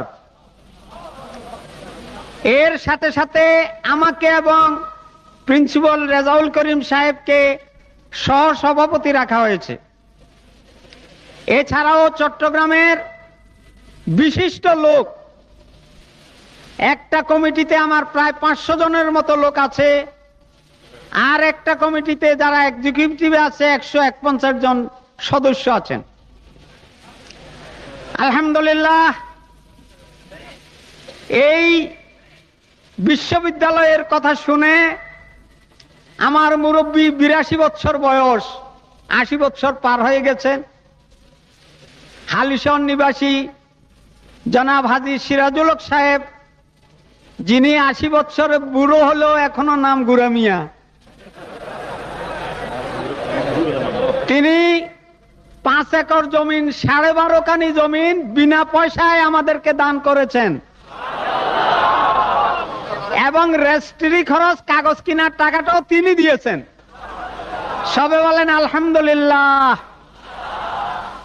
আল্লাহ তার এই মহান নিয়তকে কবুল করুন, আল্লাহ তার এই দানকে কবুল করুন এবং যে উদ্দেশ্যে তিনি এই জমি দান করেছেন তাকে যেন আমরা পূর্ণাঙ্গ করতে পারি, সার্থক করতে পারি, তৌফিক দান করেন। সবে বলেন আমিন। সমস্ত মানুষ মনকে নরম করে বিশাল আকাশের মালিক, আমাদের হায়াতের মালিক, আমাদের মওতের মালিক, আমাদের সুখ দুঃখের মালিক, আমাদের মনিব, আমাদের রব, সর্বস্রষ্টা, সর্বশ্রেষ্ঠ মালিক মহান আল্লাহ রাব্বুল আলামিনের সামনে মাথা নিচু করে একান্ত গোলামের মতো, ভিক্ষুকের মতো, কাঙ্গালের মতো জীবনের সব দুঃখ দুর্দশা আল্লাহর কাছে বলবো। আমরা আমাদের গুনার কথা বলবো, আল্লাহর কাছে মাপ চাইবো। আল্লাহুম্মা আমিন। রব্বানা ظلمنا أنفسنا وإن لم تغفر لنا وترحمنا لنكونن من الخاسرين ربنا ظلمنا أنفسنا وإن لم تغفر لنا وترحمنا لنكونن من الخاسرين ربنا لا تزغ قلوبنا بعد إذ هديتنا وهب لنا من لدنك رحمة إنك أنت الوهاب رب العالمين লক্ষ লক্ষ মুসলমান নরনারী 5 দিন ব্যাপী কোরআনে কারিমের তাফসীরের মাহফিল শেষ করে আজকে আকাশের নিচে বসে কাঙ্গালের মতো, ভিক্ষুকের মতো গুনার বোঝা মাথায় নিয়া তোমার দরবারে ছোট ছোট 2খানা হাত তুলে ধরেছি। রব্বুল আলামিন, আমাদের গুনার দিকে নজর করো না, আমাদের গুনার দিকে তাকায়ও না। আমরা এত গুনাহ করেছি, সেদিকে তাকালে হয়তো রহমত করতে ইচ্ছে করবে না। আয় আল্লাহ, আমাদের গুনার দিকে তাকায়ও না, আমাদের চোখের দিকে তাকাও, আর আমাদের মুখের কাকুতি মিনতির দিকে তাকায়া আমাদের জিন্দেগির গুনাহ আল্লাহ মাফ করে দাও। রব্বুল আলামিন, এই 5 দিন তাফসীর করতে গিয়ে যদি কোনো ভুল আমি করে থাকি, আয় আল্লাহ, আমি মানুষ, ইলম কালাম নাই, আমি যদি কোনো ভুল করে থাকি আল্লাহ তুমি দয়া করে আমাকে মাফ করে দাও। কোনো ভুল কথা যদি বলে থাকি তোমার বান্দাদের স্মৃতি থেকে তা মিটাইয়া দাও। আয় আল্লাহ, হক কথা যা বলেছি, কোরআনের কথা, হাদিসের কথা, তেলাওয়াত যা হয়েছে, জিকির আজকার হয়েছে, আল্লাহ এতে তুমি খুশি হয়ে যে সওয়াবটুকুন দিবে, আল্লাহ দয়া করে সওয়াবটুকুন সরওয়ারে কায়নাত, আশরাফুল আম্বিয়া, সাইয়্যিদুল মুরসালিন, রাহমাতুল লিল আলামিন জনাবে মুহাম্মদুর রাসূলুল্লাহ সাল্লাল্লাহু আলাইহি ওয়াসাল্লামের রূহ মুবারকে পৌঁছায়া দাও। রব্বুল আলামিন, तमाम পৃথিবীর মাটির নিচে যত মুমিন মুমিনাত শুয়ে আছে আল্লাহ তাদের আরওয়ার পরে সওয়াব পৌঁছায়া দাও। রব্বুল আলামিন, আমরা বড় গুনাহগার। এই মুহূর্তে মনে পড়ে গেল আমাদের আব্বাজানের কথা, আমাদের মার কথা মনে পড়ে গেল। আল্লাহ, আয় আল্লাহ, আমাদের আব্বাজান যারা কবরে চলে গেছে আমাদের জন্য কত কষ্ট করেছেন, আল্লাহ বাপজানের কবরটাকে বেহেশত বানাইয়া দাও। রব্বুল আলামিন, আব্বার কথা কি ভোলা যায়? আমাদের মানুষ করার জন্য কত কষ্ট করেছেন, কত মিথ্যা মামলা করেছেন, কত বাড়ি ঘর করে গেছেন আমাদের জন্য। একটা পয়সা নিয়ে যান নাই, কিছু নিয়ে যায় নাই, খালি হাতে চলে গেছে। আল্লাহ বাপজানের কবরটা বেহেশত বানাইয়া দাও। রব্বুল আলামিন, জনম দুঃখিনী মা, আমাদের মা যাদের বিদায় হয়ে গেছে আল্লাহ বেহেশতের বাগান বানাইয়া দাও কবরটারে। আল্লাহ কবরগুলিকে জান্নাতুল ফেরদাউস বানাইয়া দাও। রব্বির হামহুমা কামা রব্বায়ানি সগীরা, রব্বির হামহুমা কামা রব্বায়ানি সগীরা। আল্লাহ আমাদের দিকে একটু তাকাও। সূরা আর রহমানের তাফসীর করলাম, তুমি তো রহমান, তুমি রহিম, তুমি জব্বার, তুমি সত্তার, তুমি মুহাইমিন, তুমি মুমিন, তুমি মুতাকাব্বির, তুমি সত্তারুল উয়ুব। আল্লাহ আমাদের দিকে তাকাও, আমাদের দিকে তাকাও। আয় আল্লাহ, এইভাবে করে মায়ের কাছে দাঁড়ায়া যদি মা মা বলে যদি কাঁদতাম, এমন নিষ্ঠুর মা নাই যে কোলে না নিয়ে পারে। আল্লাহ, মায়ের চাইতে লক্ষ গুণে মায়া তোমার বেশি, আমাদেরকে রহমতের কোলে টেনে নাও। আয় আল্লাহ, যত মানুষ এ মাহফিলে হাত উঁচু করছে, যত গুনাহ আছে আজকের মাঠ থেকে কেউ যেন গুনাহ নিয়ে বাড়ি না যায়। আল্লাহ, আমাদের শিরক গুনাহ মাফ করো, আমাদের বেদাতের গুনাহ মাফ করো, চুরি ডাকাতির গুনাহ মাফ করো, মানুষ হত্যা করার গুনাহ মাফ করো, জেনা করার গুনাহ মাফ করো, যত গুনাহ করেছি মাফ করে দাও আল্লাহ। রব্বুল আলামিন, এই মুহূর্তে দোয়া করি আমরা বসনিয়ার মুসলমানের জন্য। আল্লাহ, বসনিয়ার মুসলমানদের ওরা মেরে শেষ করে দিল। আল্লাহ আল্লাহ, তুমি দয়া করে তোমার রহমত, তোমার রহমান নামের ওসিলায় বসনিয়া বাঁচায়া দাও। সার্ব এবং ক্রোশীয়দেরকে তুমি খতম করে দাও। আলজেরিয়ার মুসলমান, ফিলিপিনের মুসলমান, প্যালেস্টাইনের মুসলমানদেরকে আল্লাহ হেফাজত করো। মিশরের ইসলামী আন্দোলনের লোকদেরকে আল্লাহ মারা হচ্ছে, তাদের তুমি হেফাজত করো। আল্লাহ, কাশ্মীরের মুসলমানদেরকে ভারতের কাফের বেঈমানেরা মারতেছে, কাশ্মীরের মুসলমান বাঁচাইয়া দাও। আয় আল্লাহ, আরাকানের মুসলমানদেরকে তুমি হেফাজত করো, বার্মার মুসলমানদের হেফাজত করো। রব্বুল আলামিন, বাংলাদেশ আমাদের প্রিয় জন্মভূমি। আল্লাহ, তুমি দয়া করে এই দেশে কোরআনের শাসন চালু করে দাও আল্লাহ। বাংলাদেশে কোরআনের আইন চালু করে দাও আল্লাহ। কোরআন সুন্নাহর আইন তুমি চালু করে দাও আল্লাহ। রব্বুল আলামিন, আমাদের দোয়া তুমি কবুল করো আল্লাহ। দোয়া আল্লাহ, আমাদের কান্নার আওয়াজ তুমি শোনো আল্লাহ। কিচ্ছু নাই কান্দা ছাড়া আমাদের কাছে। আল্লাহ, এই মাহফিলে যত যুবক এসেছে, আমাদের দেশের যুবকদের চরিত্র শেষ হয়ে যাচ্ছে আল্লাহ। সব যুবকদের জন্য দোয়া করি আল্লাহ। যুবক ছেলেদের ইসলামী আন্দোলনের জন্য খালিদ বিন ওয়ালিদ বানায় দাও। এই মাহফিলে যত যুবক এসেছে আল্লাহ, সব যুবকদের ইসলামী আন্দোলনের কর্মী বানায় দাও। আয় আল্লাহ, বাংলাদেশের সেনাবাহিনী, বাংলাদেশের বিডিআর তোমার দরবারে মঞ্জুর করো, তাদের সিনায় হিম্মত দাও। বাংলাদেশের পুলিশ বাহিনী ইমাম দিয়া কলজেটারে ভরিয়ে দাও। বাংলাদেশের সেনাবাহিনী, air force, land force, BDR, police, এদের কলিজায় এত বড় ইমাম দাও যে ইমানের জোরে বাংলাদেশের প্রতি ইঞ্চি জমিন রক্ত দিয়ে হেফাজত করতে পারে।